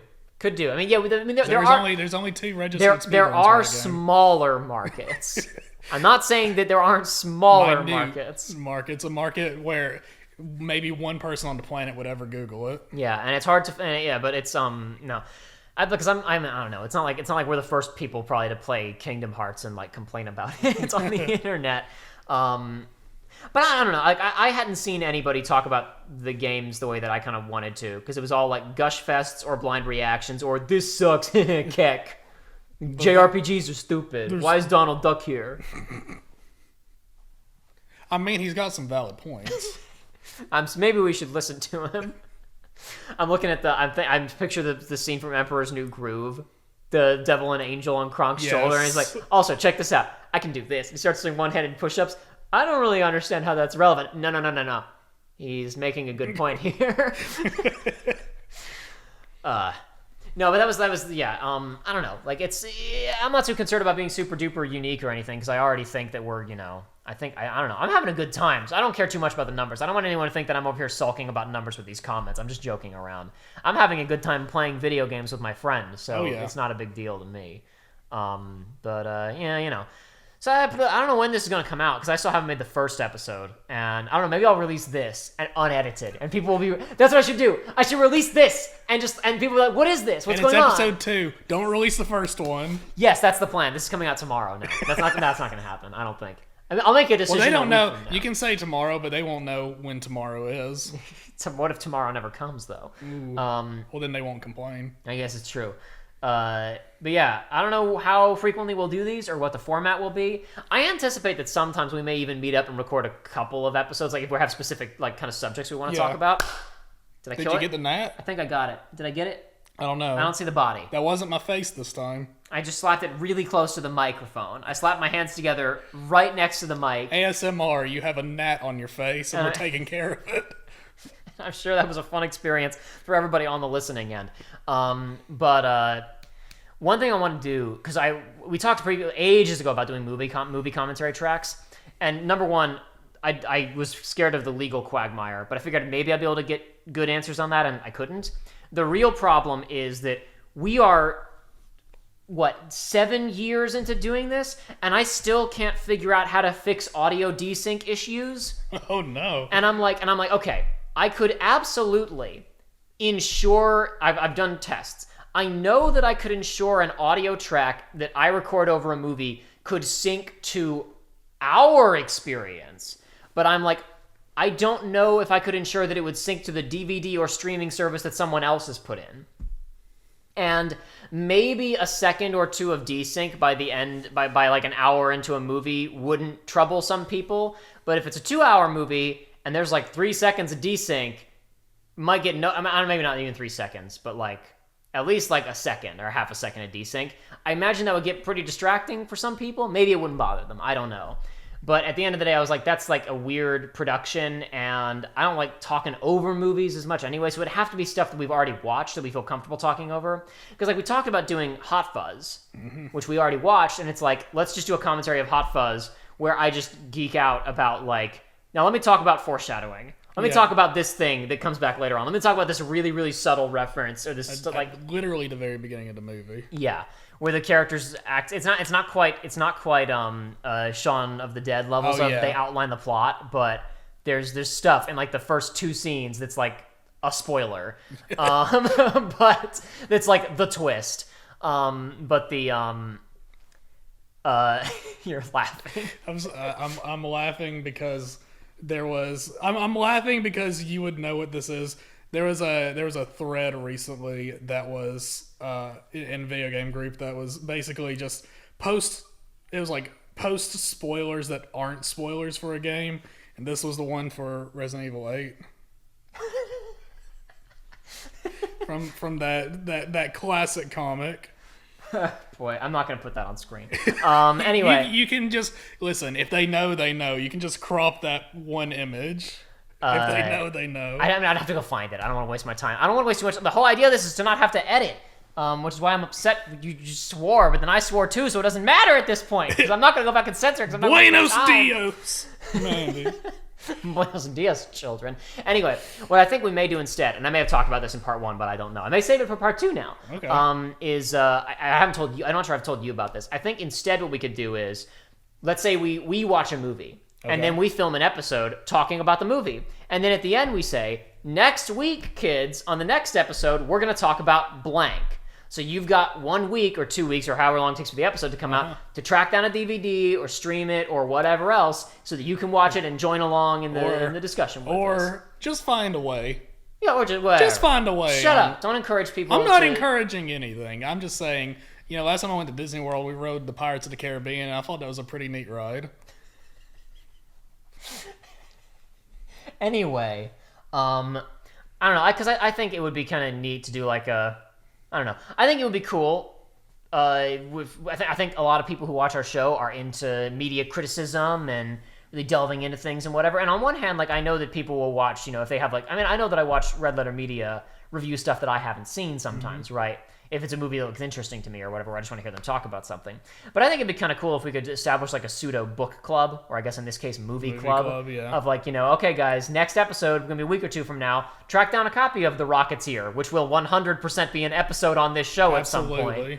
To repeat my warning from Uncharted, if you haven't watched it, if you go and watch The Rocketeer, do everything within your power not to read any descriptions of the movie. Don't even let your eyeballs trace over the text description of the movie, because whoever wrote the ad copy for the movie was an insane person, and they put in information about a twist that happens in the last 20 minutes of the film. And I assure you, you do not want to know it. It's okay if you see it and it's not going to ruin the movie. You should still watch it. But, like, you should do everything within your power to acquire a DVD and not read the back of the box, or to load up a streaming service and not read a description.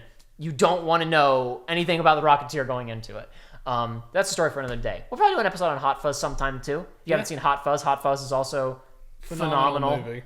It's really good. But that's not going to be next week. We're not going to do a movie discussion next week. We'll probably do a couple of those when Josh was back in town. That'd be fun. We were planning on doing when we were talking about doing commentary for Hot Fuzz, it was going to be the 3 of us anyway. So we'll definitely have to screen Hot Fuzz again and do a discussion. That'll be enjoyable. But I don't know. I think that's it, because this episode's gone on a pretty decent length. I don't know if they'll all be 2 hours and a half like this, or if they'll be 1 hour or 30 minutes or whatever. Because again, I don't think I'm going to waste any time trimming this down. So was this interesting? Did people like it? I don't know. Who knows? Maybe people hated it. And you know what? We're going to do it again anyway, because I had fun, and I don't care. We don't have an outro or a theme song or anything. So I don't know how to conclude this. Give me a kazoo, and I'll write us a theme song. Surely there is a text to kazoo on the internet somewhere that we can use. I looked over to see if my glass was actually a glass, and I was going to do the finger, but it's a plastic cup, so I can't actually do that. That's a shame. Ooh, somebody's opening the garage directly below us. Let's be quiet, and that will be the outro. Goodbye, everybody. Until next time.